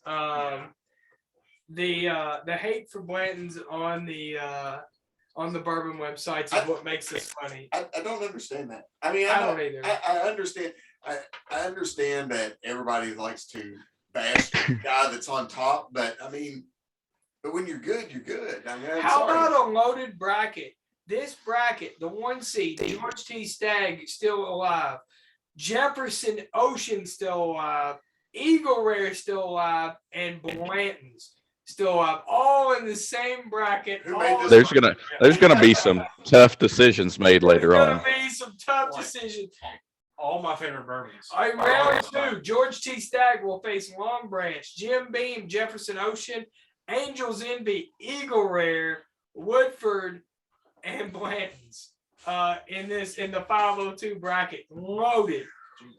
So we come to the end of the show. We've talked about what we want to talk about. Guys, let's tell the folks. Let's break some damn news. The news is broken. Let's put it back together. Ryan, we have a big guest coming on in July. We've been sampling. These are little sample bottles. The guys can't really see them on the show there, but these you won't find in stores. Matt Huff, we have them. The official whiskey of the Go My Team podcast. We are proud to announce Broken Barrel Whiskey as the official whiskey of the Go My Team podcast. And to add to that, on the July episode of the Go My Team podcast, we will have the CEO of Broken Barrel Whiskey, Mr. Seth Brunham, as our special guest. I met Seth. Shout out to the Owensboro Bourbon Society, which Ryan, Matt, I expect to see you at in July, but no pressure. I met Seth at the Owensboro Bourbon Society meeting last month. He is a phenomenal guy. He has a take on whiskey that is beyond anything that has ever been tried before with the staves of broken barrels. Literally, they break barrels with sledgehammers, put that broken wood in to age the whiskey. It is a completely different take. It is way outside the box. It is exactly everything we are here on Go My Team. It is let's put that front and center here. They have 4 main brands. We are partnering with Broken Barrel to get their whiskey distributed here in the local Owensboro area. We're going to be doing a ton with these guys. We are very excited about this partnership. Seth's going to come on the show. We're going to talk about his creative process, about bourbon. Seth has strong opinions on the price point of his whiskey. And I tell you what, let's put these up here so the folks can maybe get a look at that label. He has strong opinions on the price point, about where we're at with allocations. The fact that he wants his bourbon, his whiskey to be one that you can find in stores, drink, and find again. I could not think of a better brand that fits how we think about this. I would rather partner with Broken Barrel than with any other whiskey company, and I mean that because they think about this whiskey bourbon game the way we do. Ryan, we'll go around the horn here. I'll take it to you. Tell the folks quickly what you think about our recent partnership with Broken Barrel. It's great. I think it's going to be a great mutually beneficial partnership here. We're going to do everything that we can to promote them in our area, to get them in stores locally. Seth's a great guy. I've not just heard from you. I've heard from a couple other people that I know that have had interactions with him through the Green River Distillery there. Said he's just a super nice guy. And the fact that he's taken out of his time as CEO of a whiskey company to come talk to us just further proves that point. Can't wait to taste it. You guys got to try it out before me today. I'm kind of jealous of that. So I'm excited to talk to Seth, pick his brain about whiskey, about business. It's going to be awesome. Matt, the official whiskey of the Go My Team podcast, Broken Barrel. Man, two big announcements. I mean, I get to become a permanent part of this thing, and then this. I mean, this is big time for this show. And tasting it already, I can't wait to talk to him about it and his ideas of what he thought up these things to put these things in. It's all just heresy. It's pure heresy. And I wasn't going to say this, but since he brought it up, I think that one is actually my favorite. It's the heresy one, and can't wait to talk to him. Super excited to be part of this now, and now this super excited. Yeah, Parker, we have the official whiskey of the Go My Team podcast, Broken Barrel. Yes, absolutely huge news for the podcast. Not only adding 2 permanent members, also adding basically a permanent whiskey for our podcast. Definitely excited to talk to him, see what his process is, all that stuff, just to kind of pick his brain, learn a little bit more about the industry as well. So, and be on the lookout, because I can tell you, we've had this conversation before, but when we drop Go My Team swag later this year, there will be a heresy shirt. By all means, you'll find out on the next episode the story behind heresy, but it's phenomenal. Shout out to Seth. Shout out to Broken Barrel Whiskey. You're going to be seeing a ton of us partnering with them. So we're super excited. We can't wait to have Seth on the show. Ryan, thank you for calling in. Hey, no problem. I think it was the safest way to do the show today. Matt, Parker, thank you for looking at this thing a year in and saying that you believe in it and that you're ready to be permanent members. Wyatt, I cannot wait for you to share this episode with all 6,000 of your followers. Thank you, buddy, for agreeing to come on. This has been a long time coming. At Wildcat_Wave on all social media platforms. You won't find anybody, including all the big guys, that have a better tune on recruiting for UK basketball than Wyatt does. He is your one-stop shop for all things UK basketball recruiting. We appreciate everybody. Go My Team podcast, episode 21. See you guys later. All right. See ya.